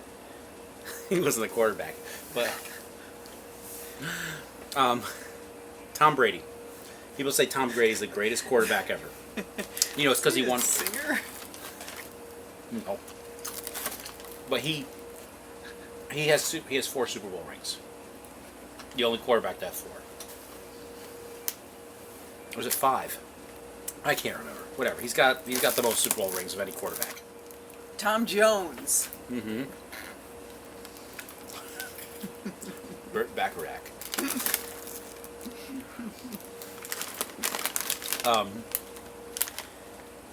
So that just makes him the greatest because he has the most Super Bowl rings. But if you really looking statistics-wise and what they've done and what they've accomplished, this guy took and compared them through the years. Like looking at contemporaries and stuff like that. It's really interesting. So he did a way of normalizing it, and so basically, the greatest quarterbacks of all time go in this order. Number 1 is Joe Montana. no, it's not Joe Montana. He's not number 1. Oh my God! I cannot believe I can't remember this.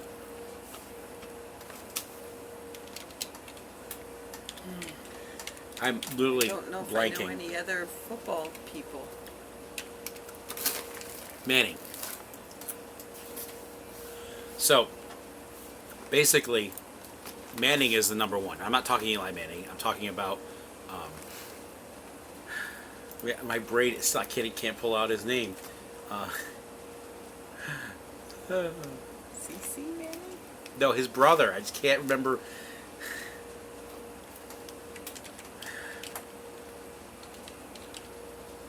Peyton Manning. Well, I just cannot pull Peyton out of my head.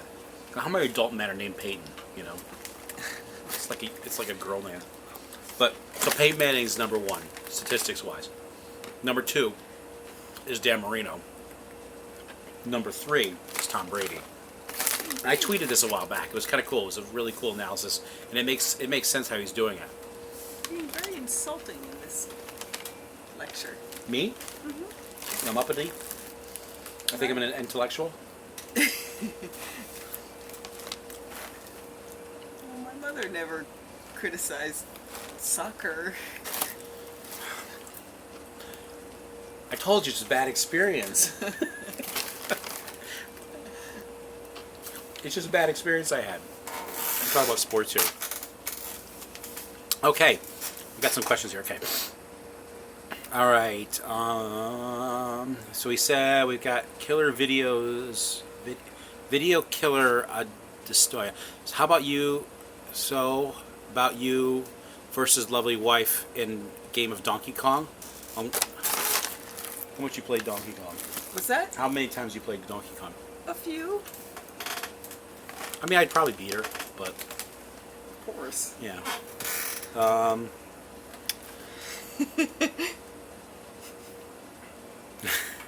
You're not from Europe. Houston, Texas. Okay. Go Texas. The question is for your wife. What's your favorite video game, and what's the first video game you ever played? Well, do you mean like an arcade game? We had when I was growing up, we had an Atari 2600, right? Mm-hmm. And so if that counts, right? It doesn't have to be an arcade game. Talking like Is that the first video game you played, or was it Hunt the Wumpus? Well, yeah, we played like Hunt the Wumpus, like on the computer, like the mainframe. Mainframe. Yeah, I played that, and the Star Trek game. I played those on the on the mainframe university computer. But the first console game I played was the Atari 2600, and I always remember Adventure. Oh, I loved that game. That was so fun. It's a good game. And of course I played Pong, right? The original. Mm-hmm. What was the first arcade game you remember playing?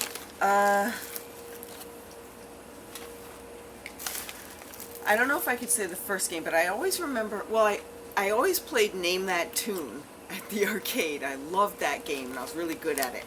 And you know that game with Dirk the Daring? Dragon's Lair. Yeah, I was really bad. I just remember that game and being really bad at it. Everybody was. Yeah.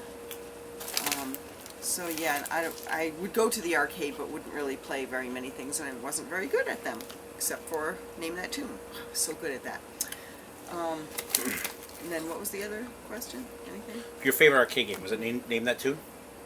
Yeah, I guess. I mean, that's the one I played the most. I don't like arcade games because, you know, I put in the quarter and then that was it. I'd be done.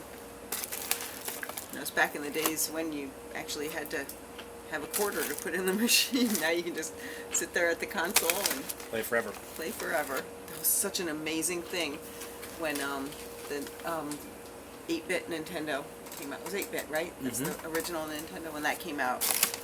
When I was like a junior in high school or something like that. Yeah, it's pretty awesome. Yeah, and then that was it. Didn't need to save quarters anymore.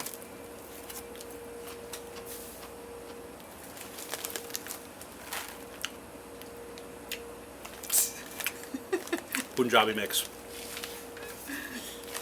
Kind of doing a little tiny Tim Rothschilder here. What's the bins behind me? Parts.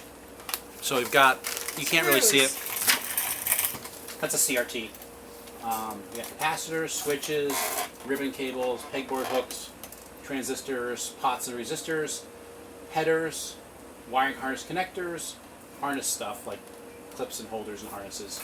That one's spun around, those are connectors, zip ties, and there's some more parts over here like locks and casters. This is kind of like just a parts shelf, and I got some tools down here, just kind of where we're sitting.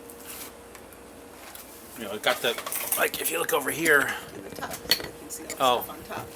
Goodness. Alright, yeah, so up on top there's Commodore 64 color monitor. That is a video, kind of like a TV production, CRT, just composite video. There's a 13-inch monitor. Some old PCs I kind of keep around for like old stuff that you want to run. Then there's a bunch of CRTs up there and some more parts like just like plumbing parts and hardware stuff and things like that. There's an old air compressor down here that I'm actually putting a new regulator on. And then if you look right behind me here, there's some, like, I have like a CRT rejuvenator and other tools like like a vacuum pump, and I'm going the wrong way with this. I think, am I doing it the right way now? There you go.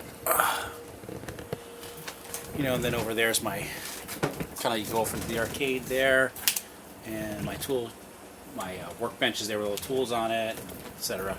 I showed this the other day in the other live stream. So if you guys want to see that, just look at the older live stream. Sure love Punjab mix, guys. That's the one thing I can tell you. Oh, you're shaking your head. You're shaking your head. I believe you've probably eaten more Punjab mix than I have. Well, I would say probably equal amounts. Okay. All right, well, we got some more questions here. So let's see. Let's go back here. Okay, so yeah, Hunt the Wumpus. That's fun, right? And the bins behind me. They need to sponsor you. Who needs to sponsor me? Punjab mix people. This episode is brought to you by Punjab Mix. Try it. Seriously. Try the Punjab Mix. And try the Dalai for Dalai Lama. If you like spicy stuff, you'll love it. I mean, it's not like... It's not ridiculously spicy, because my wife... You're off the camera here, honey. Stay in the camera shot. Don't you know anything? No, obviously not. I'm just kidding. My wife does not eat like super spicy stuff. She likes a little spice, right? Well, why don't you say what you want to? Why don't you say what? Tell us about Punjab Mix. It's good. I like spicy stuff. The thing is that I don't have a lot of, I can't taste things anymore, so the spicier the better. That's why I can't even eat chocolate unless it's chili pepper chocolate, remember? Yeah, but So I need to have spice to taste anything. And but you don't like things super hot either, though. You don't like things that are hot. temperature-wise? Yeah, I mean, she doesn't like things that... She said this to me. I'm paraphrasing, too. But she said to me she doesn't like things that are hot just to be hot. Like, there's things that are just, like, people will have, like, the ghost peppers and stuff, which don't really have flavor. They just have a lot of capsaicin in them. So, and that's kind of like... That's more like a challenge thing. It's not like people are like, oh, I love capsaicin. You know, because like this, while it has capsaicin, I'm sure, in it, it has flavor, too. And that's what I like. I like the flavor. Right? Yes. I like it. It's good. And this one is better than the big bulk one that you got. Mm-hmm. Yeah. This one's definitely better, so. Yeah. Right, Radical counts. Bikers. You asked me about Radical Bikers. Radical Bikers is a fun game. I need to get the monitor working on it. But I actually bought that game for the monitor, and then the monitor broke. I was going to take the monitor and put it in something else, but I never ended up doing that. It's funny because it didn't break right away. I found a different monitor to put in the game, which now that monitor is broken, which I need to fix. And this one's broken, so. But it's a fun game. You're going to try it. Great. I hope you do try the Punjabi mix. And yes, I do like Tiny Tim. We love Tiny Tim. Tiny Tim is just, he is a genius. His videos don't have like super production going into them. But there's something about a guy watching him drink 64 ounces of Old English malt liquor and then belching about twice as long that it took him to drink it. That's just genius. I mean, It's just simple entertainment. You know, he's just a joy to watch. And his band's good too. If you ever hear his music, he's got his nice little metal band that he plays.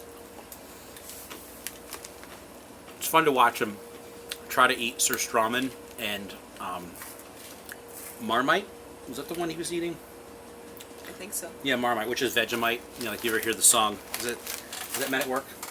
You do the Vegemite sandwich. Mm-hmm. And if you guys don't know what Vegemite is just, it's the yeast after brewing beer. And so that they take all the yeast that they filtered out and basically, I think they kill it first. And it's full of B vitamins, so it's basically like a vitamin supplement. And so it has a taste to it. And basically, you ever look at something that says, like, whatever it might be, it says yeast extract in it? Well, yeast extract is just another way of getting MSG. So, like, companies, when they're making a product, people are like, I don't want MSG in my food, so they'll put yeast extract in it, which is basically Vegemite. But is Vegemite MSG? Yeah, it's got MSG in it. But it's got other things in it too. But yeast extract naturally has MSG in it. So by adding yeast extract to a product, you're adding MSG without having to put it in the ingredients list. And I don't have a problem with MSG. I mean, the thing about it that's kind of interesting about MSG is it causes your tongue to hallucinate, which is fun. Just a funny thought. I gotta stop eating the Punjabi mix. Oh, so good. For Seattle, how do you feel about grunge in the 90s? How do I feel about grunge in the 90s? I love grunge from the 90s. Like, I found this the other day. This is my old CD case. Pretty much everything in the 90s was pretty good. I bought this more recent. Now, so I had a friend borrow my CDs, and then he kind of disappeared, so I didn't get him back. And then I don't know, maybe a year ago, I got these in the mail from my friend, so that was kind of cool. It's like, here. And I had a whole bunch of CDs that I left on the roof of my car and drove off. So we got Alice in Chains, Facelift, right? That's one of them in here.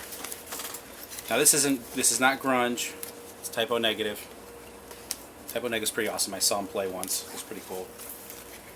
We got Pantera. That's from a box set, which I threw away the box because I thought I would never get the discs back. Cowboys from Hell. Oh, what's this one? I can't remember. I think this is better than Ezra. Whatever. Yeah, it's better than Ezra. Friction Baby. That was an okay album. It wasn't all that great. It's so funny because like there's things in here I haven't heard in a long time, and I'm like kind of questionable that I bought it. Like Kicking Harold. I don't even remember a song of theirs. Here's a band that is actually pretty underrated, I think, but you kind of get sick of them. Screaming Trees. It's another. I think they're from Seattle area. It's funny because these are not like my first pick kind of discs. In some cases, like here's Brother Kane. I mean, Pantera is. There's another Pantera right there. This is. It's got Walk on it. Fucking Hostile. Demons Be Driven. Walk. A different version of it. Cowboys from Hell and Heresy. This is from that box set, so it's like not something you usually get. This is before I hated Metallica. It's like the worst Metallica album because this is like they're down. This is where they went really seriously downhill. Not that they were ever particularly great, because everything sounds the same. Here is a grunge band that is not from Seattle. It's like one of my favorite bands. Paw. If you ever played on the 3DO, if you ever played, what is it called? Road Rash. They're on the soundtrack for that. So I have both their albums. And there's like a single too, but I don't have that. Death to Traitors. Life of Agony. Remember I Mother Earth? I'm sure Jenny doesn't.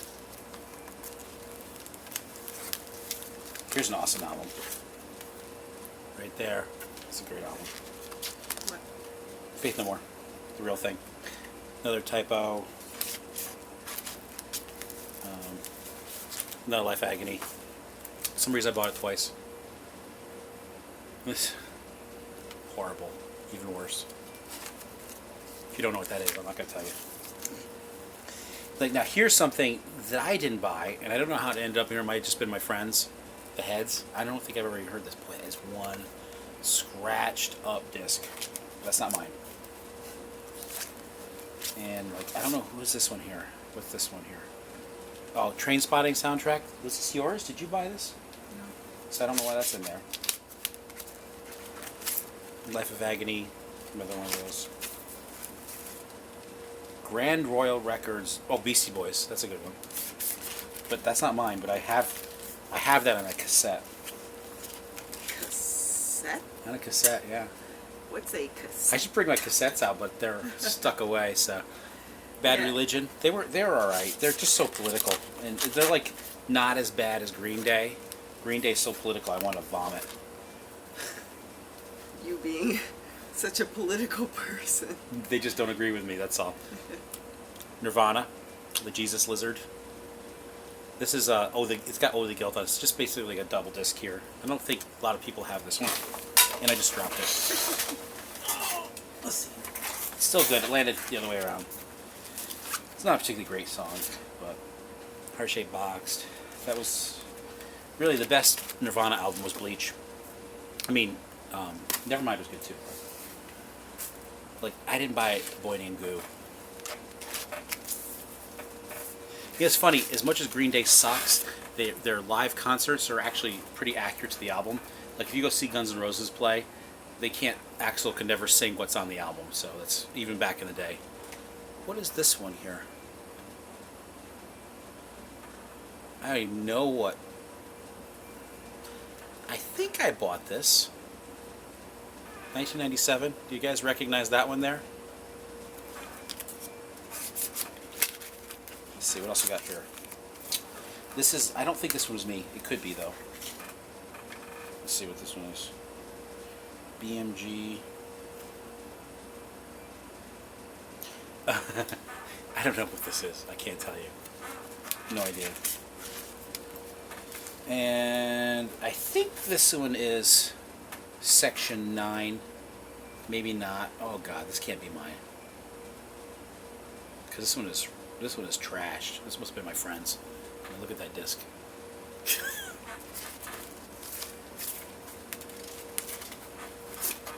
Glenn Danzig. Or just Danzig. And Neither of us bought this one. Britney Spears. I just got like discs that weren't mine. It's fun. And this is, I have no idea what this is. This is not mine. It just was in here. So when he sent this back to you, He just, yeah, there's other discs in it. I think this might have been mine. I don't know what this is. It doesn't say. Like, isn't it great that they don't label discs? So when you look at them, 20 years later, you have no idea what they are. so I guess in answer to the guy's question, you liked grunge in the 90s. Yeah, I did, but like all my like Alice in Chains, I have Stone Temple Pilots still, Temple of Dog, all that kind of Mother Love Bone, excuse me. All those are gone. Those discs are long gone. There's a lot of comments here that I just kind of ignored. Let's see here. Why? Grunge nights make me feel dirty. So what's the sound system in my basement? I'm not an audiophile, guys. I listen with headphones, to be honest with you. I mean, I have speakers on my computer here. They're just like speakers I've mounted on, where is it? Right here. Just on PVC pipes. So because otherwise they're getting blocked by the monitor. Let's see here. Oh, the Beatles. I was just telling my wife how I hate the Beatles. God. Green Day sucks. Bad Religion is good. Yes, they are good. And yeah, awesome. Axl can't sing anymore, period. I'm talking back in the day. Like basically everything was studio produced because like it's like Mike Judge being Beavis. He can only do Beavis for a few seconds, and then he has to take a break. Kind of similar thing. You've ever heard him talk about it? Like it was too hard on his voice to do it. Yeah. I think we're getting tired, aren't we? I'm always tired. But whatever. I just don't like the Beatles, guys. But I can understand. I mean, I have friends that like the Beatles. I'm just not I don't know. They grate on me. That's all. I'm not going to say, oh, they weren't a good band or something like that. I just don't like them. It's personal preference. How trite are you with John? What is trite? Probably Oh, tight. John and I are buddies, but I don't see him that often. I mean, we met each other through arcade games. It's not like I knew John before that. It's John Jacobson. John Jacobson. That's the only reason he's talked about this. I know other Johns, but there's a lot of Johns.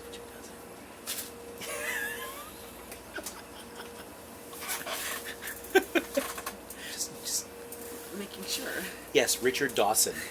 Yes. You have a bug on your hair. Wow, what is it? Oh, it's a stink bug. Yes, but it's a conifer. It's bug. a Western conifer bug. Yes, let's just flick them off. These things are like invasive. They're swarming.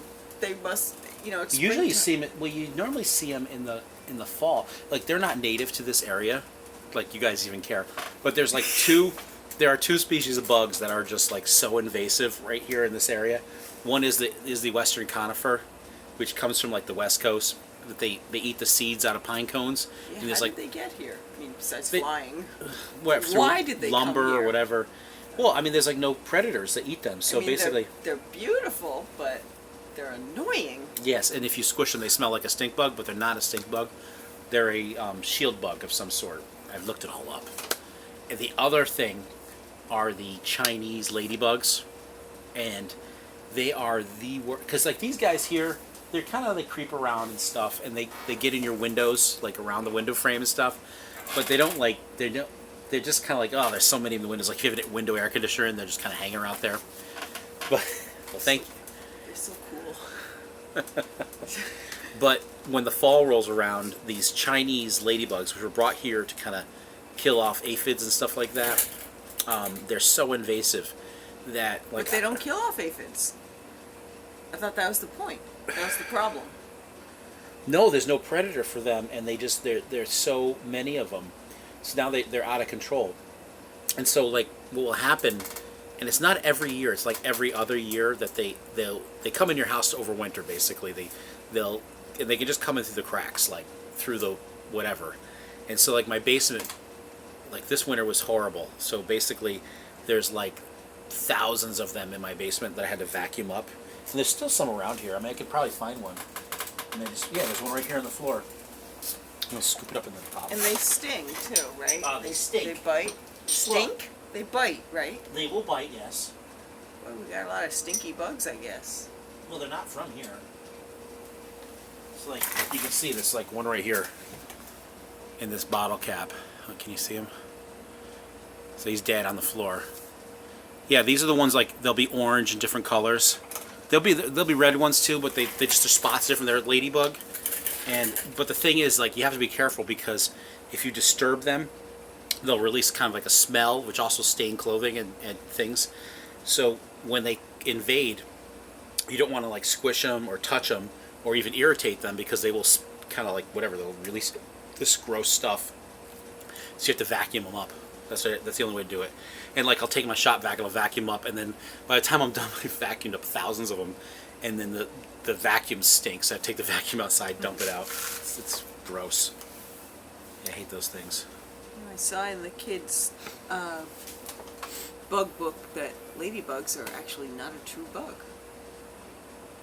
They're a beetle of some sort. Yeah, they are beetles. They totally are beetles. Yep. All right. Thank you for saying you love us. Skyblast444. And you hate it when you can't find your degaussing coil. Well, you know what, Mike? This is how you find your degaussing coil. Pardon me, Jenny. Let's see here. Actually, you know, I'm going to switch the camera around. You go around here, around the workbench. And if you'll see right here, loosen it. There's my degaussing coil hanging on a hook. No way I could lose that now, couldn't I, Mike? So I'm saying, this workbench, it's kick-ass. Like, there's my charger for my drill. Got my drill here. Got my tools. Got my label maker up there. Just saying, it's pretty awesome. I love my workbench. But my basement is kind of still a mess. Still working on it. I'll spin this around here. There we go. Did you find your degaussing coil, Mike? Yeah, the false label. I still think these Chinese ones are actually ladybugs. They were brought here. They just proliferate a huge amount. They're gross. They're so gross. I hate those things. And do we have regular American ladybugs anymore, or have they died out? Have they been? No, but they have a lot of competition now. Yeah. You'll still see them, but not like you used to see them. And those don't How make can you tell? Like, because they're spots. They're more red. Well, they're red. They just have the Chinese ones don't have the exact markings of an American ladybug. But they're still a ladybug. They're just not like the ones you'd find here, which don't make the smell and don't invade your house. So, yeah. Thank you, whoever brought those here, because they're really annoying. I mean, I've got some mice don't come in my house anymore, so that's good. There's a video on that one, because there's a lot of field mice outside the house, and I ended up finding the spot that they were coming in. It was actually where the furnace vent is. So, and I just filled it up with steel wool. Packed it full of steel wool. So I haven't had any mice come in, because I have poison out, like up on the sills up here in the basement. You can actually see one over right about here in the basement. There's one sitting up there. Or did I take it down? But there's more over on the other side. So if they get in, they'll eat the poison and die, and then I can smell them. And they're all like, I've taken the insulation out of my ceiling here in a good portion of the basement, but there's still insulation up in the ceiling that I need to take out. That's one of the summer projects I want to do. Get all this ceiling insulation out, because there's like dead mice up above it. They're all desiccated and dry now, but still there, you know. Man versus nature. You want to grab that box right there? Which box? The spray It's the one, can? yep. Grab that. One of my plans, actually, so once I take all that out, I mean, there's not going to be a lot of insulation in my basement, so I'm going to take, this is just a sample test size here. I'm going to go all along the edge joist or the sill plate area on the foundation, around the foundation where the wood is. I'm going to spray it with this spray foam here and insulate it. So basically it'll keep the basement insulated, keep it kind of cooler in the summer, warmer in the winter. This was $40, and this does 15 board feet. I want to buy the 200 board feet one, and that is, how much was that? $349. Yeah, something like that. Yeah, so it's not cheap to do it, but I think it also keeps some of the bugs out, because basically, they kind of come in that area. That's how they're getting into the basement. So once I put this in, I think we'll have less invading bugs in the house. I mean, it's not like mice can get in. The mice don't get in now because I got the smaller, the small holes that mice can fit through filled, but there's still like a bug can just kind of crawl through whatever they want to crawl through. Want to throw that back there? All right, guys. I think we're going to end it because it is almost midnight. Here, just let me ask a question. So we got a question here. On MAME, why does track and field and pole position hold scores? I don't know the answer to that one. Because I don't know. I don't know. I just don't really play those games much. I mean, pole position is a good game, but what are you looking at, Jenny? Stuff in your bin. Yeah, I got like bins of stuff I need to go through. Always something to look at down here. There's a lot of stuff down here. Yeah. And the other thing I've been thinking about doing is whether I'm going to keep all 3 of those pinballs that need to be repaired. I was thinking about doing a 3-for-1 trade with somebody. Like if I find somebody that was like, I'll take the Jungle Lord, the Firepower, and the Flash, and give me something that's, good. I mean, the Flash is actually a fully good game. There's nothing really wrong with it. It just needs some repairs. Yeah, like if you could get an Addams Family Value or something like that, right? I doubt that those 3 would ever get me an Addams Family. I mean, it's funny. It's it's the most produced pinball machine ever, but it's also one of the more valued pinball machines. So I don't know. Informative and nostalgic. Oh, look at that! I'm being nostalgic. thing that I said we're vulnerable to is being nostalgic. And one of the things you hate most. I just hate being exploited. But you also don't like nostalgia, right? I have nostalgia for things. Yes, you do. And I get exploited for those things. And I hate that I'm exploited. That's what I don't like. That's what I You don't like when I try to throw things away that you... I'm over that. That's the little crap nostalgia, like, oh, it's that pencil I had in high school. I need to keep that pencil. That doesn't bother me anymore. That's not that kind of crap, Stuff that I made. Oh no, I keep the stuff you made. I don't think you understand. That's still very powerful. Come on, where is it? It's right here. Like, why? Why would I keep this? My wife was It's tatting. Oh. He's like a test tat she did. Tatting is a type of knot work. I mean, she made this years ago, and I still hang. I can't throw this away. Her hands touched it. My wife touched it.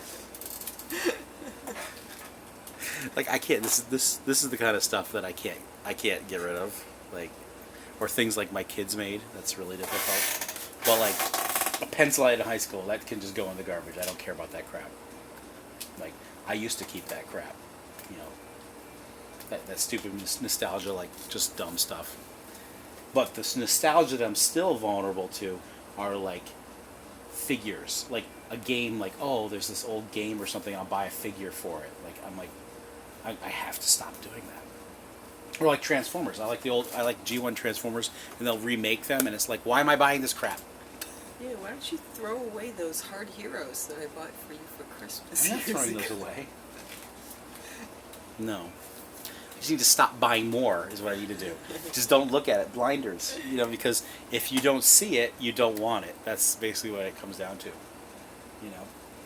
And that's the thing. Like, when you're in this hobby, like, guys like, oh, check this thing out. You're like, no, don't show me that. I want that crap. Like, I bought a bunch of those, what are they, Pixel Pals. Yes, I have Amiibos. And I was like so adamant not to get Amiibos. Remember that? Yep, I remember. Now I have Amiibos. Fuck. Yeah, I see that you have that one, that because they're the three Yoshi amiibos. There's a pink one and a blue one, which I gave And to then the there's kids, a green and one. the green one, which you keep hidden in your underwear drawer. It's not an underwear drawer. Or your top drawer. Most people, the top drawer is their underwear drawer. No, my top drawer is where like I have like my Game Boy games and my PlayStation Portable and my DS charger. I got a little dock for the 3DS. You guys got that's pretty fun. My underwear drawer is in the drawer under the bed. Yeah, it's always sticks. It's really It's hard. not the underwear drawer. It's the sock drawer. We have to The swap- rail is broken on it. It was like that when we got it. We have to swap drawers or swap sides because I never use the bottom drawers. We could do that, or I could just fix it because it's just the rail is broken. Basically, it's one of those kind of slidey rail things. And I have like a whole thing of them sitting over here. You just swap You it gotta out. fix your games first. I have a lot of things I have to fix first. I need to put a new starter on the tractor. Let's see what else here. Okay. How did we meet? That's a very long story. In my hope chest. Someone's talking about the stuff I'm keeping. Mike saying, like, when I keep it, the little tatting thing. Yeah, it's my hope chest, Mike. It's funny because I have more nostalgia than you do for things, right? Oh, I have like zero nostalgia. Well, I don't think you have zero nostalgia. That's not nostalgia.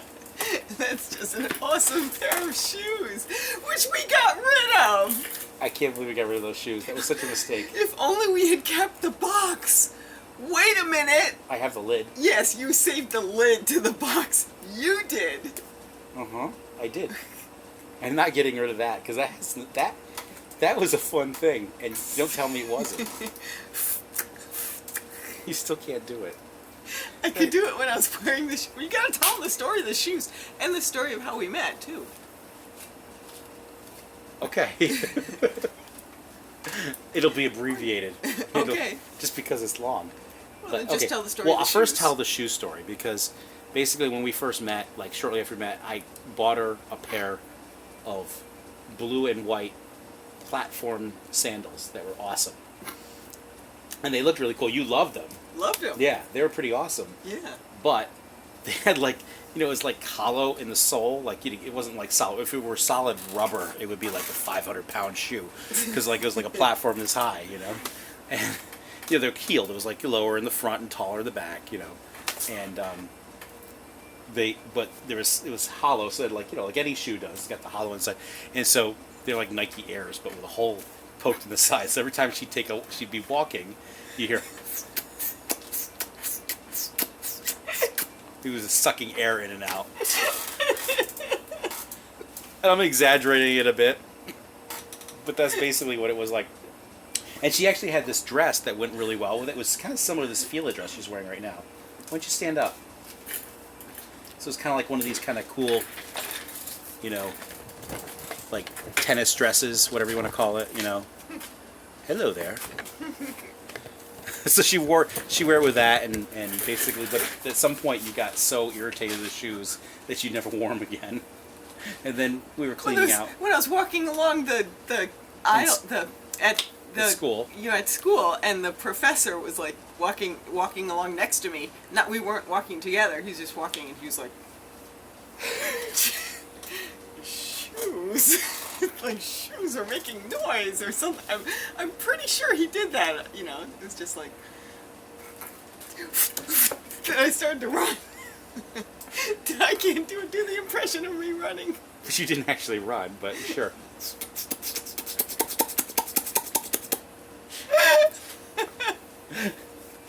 So I'll just do that every time I want to make her laugh.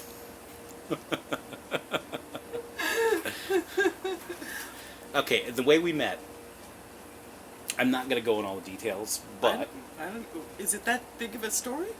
Well, there's all the backstories. I'm not going to do all the whole, Oh, yeah, don't Ken go. thing and stuff like that. You don't need to go that far back. Well, I mean, so basically, I'm going to school, college, taking computer science, and I'm whatever, 4th year, and you were First. whatever it was. I mean, because you went to community college before that. But she was taking like 200 level computer science classes. I was taking 400 level computer science classes. And this is November, was this November 12th? 11th. 11th? Okay. I always get that one messed up. November 11th, 1997. This is in Albany, New York. And I go into the computer lab, and there was a snowstorm, ice snowstorm that was going on at that time. And so there's nobody else. No, I'm sorry. You're That was. getting over. Do you want I me got to tell it the wrong. No, story? it's a bit. Okay, rewind a little bit. That didn't happen. So this is before that. So it's November 11th, 1997. I go into the computer lab. It's got a bunch of people in it. And I go to sit down. I see Jennifer on the other side of like the aisle of computers, like tables. And she's laughing. And I see there's this guy that I know who I didn't particularly like at the time. And she's laughing at some joke he made. And I catch eyes with her, and she's all like... does that play with the hair thing. You're like, oh, she might be interested. And then, but then she like ducks out and runs out of the room, kind of thing. You didn't have those shoes at the time, honey. And so I was like, I go back. I'm like, I have a friend in college. He was in high school. A friend in college, high school too. And I'm like, hey Dan, I met this girl. She's, whatever. I was like just talking about. Saw this girl. We Saw hadn't this met. girl. No, yeah, I saw this girl. Whatever. I've just said something. I'm just talking to him about you, and he's like, whatever. Like, did you like? Because I didn't even talk to you. I didn't do anything. He was like, I was smitten right from that first sight. I just have to say. And so now it's November 14th. Mm-hmm. So it is 3 days later. Mm-hmm. This was the Friday night when it was the big storm. Yeah. So the big ice snowstorm was happening. I go into the computer lab because I had a bunch of stuff I had to do, and this was the evening, and I stayed late to work in the lab. Yep. So, and I had nothing else. So Jennifer is the only person there, except for there's this Chinese guy who's a TA, and he's just in there and not really, he's just kind of like off on the end there, and I come in. I had been there all afternoon, like after my last class, and then like. People would come in and sit next to me and do their work or whatever, and sometimes they would be nice and fun and chatty, and I would be like, hey, blah, blah, blah, blah, blah. Or maybe they would be like kind of anxious and like, why are you talking to me? So I was like, and I was bored. I just didn't want to go home. I only lived like 2 minutes away, but I was just wasting time. So I'm just like, okay, who's my next, victim of like waiting for somebody to sit and talk to me to waste some time, and then who comes in but this guy. Yeah, I come in and I see her. I'm just like, I'm gonna sit right next to her. That's what I was gonna do. And I saw you and I was like, oh, it's that guy again that looked at me. And I was like, he's not gonna sit next to me. He's not gonna sit next to me. When I see someone like it, I go after it. And so I sat down next to her and I started talking to her. How would I cut the ice there without breaking the ice of that one? Did I start with the watch? Did you start with the watch? Yeah. You started with the arms. Oh yeah, she likes my arms, my forearms. Mm-hmm. That's what it was. And the watch was because I said something about your watch. Oh yeah, you said the watch. Because it was on your arm. I was wearing... And I couldn't just say to a stranger, like, nice arm, and, I'm like, arm. Like your watch. Ogling my arms. Yes. And I said, you like my watch? It's my favorite watch. And I had this watch. It was a Storm of London watch. It's kind of cool. It was blue. I still have it. Stainless steel. They make pretty cool watches. But that doesn't really matter. And then we, chatted for, 3 hours or so. It was, a long time. Like that. Yeah, and then she went to go and leave, and I was like, can I get your number? And she didn't want to give me her number. And she said, well, I'm going to be at the Lionheart, which is a bar, later on. And so then I went and grabbed my friend, and we went down to the bar, and she was there. And I completely ignored my friend.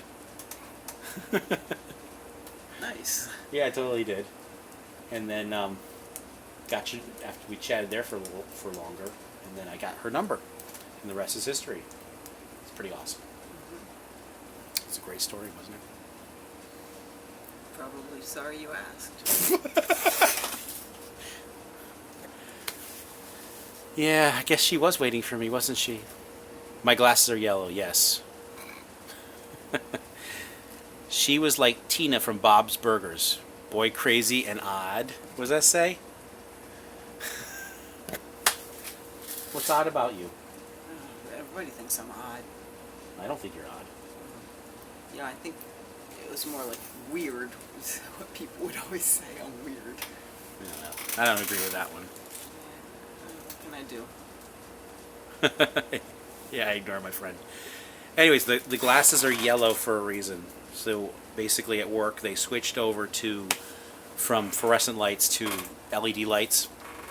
And so they were just, I have like sensitive eyes. And so I couldn't they just like staring at headlights all day. So I got these glasses and they make a big difference. They also block the harmful blue light. But you don't need to have yellow glasses to block the blue light. There's ones you can buy. They're clear. Basically, harmful blue light is just near ultraviolet light. Still hurts your eyes, but you can see it. I think people have seen that before. Like some phones displays and monitor displays emit that light. It can cause eye damage of some sort. Yeah, so I get these glasses and they help. And actually, I got them just to wear at work because I just have like regular glasses, but I don't wear them at all anymore. I put these on and I was like, these are great. I never took them off. I take them off my sleeve, obviously, or take a shower, but but otherwise they're on all the time. They're gunners, if you want to know what they are. Let's see here. Okay, good story. Yep, thank you very much. I think we're tired. I can see that you're all like ready to go to bed. You know, I keep plugging away. You're a good girl. All right, so we're gonna end this chat now. Anybody want to say anything before we go? Or ask a question? I'm looking at you. Me? Yeah, I'm looking at you. I'm looking at you. Good night. His muscles. Good night, Steve. Great, I'm glad you guys enjoyed it.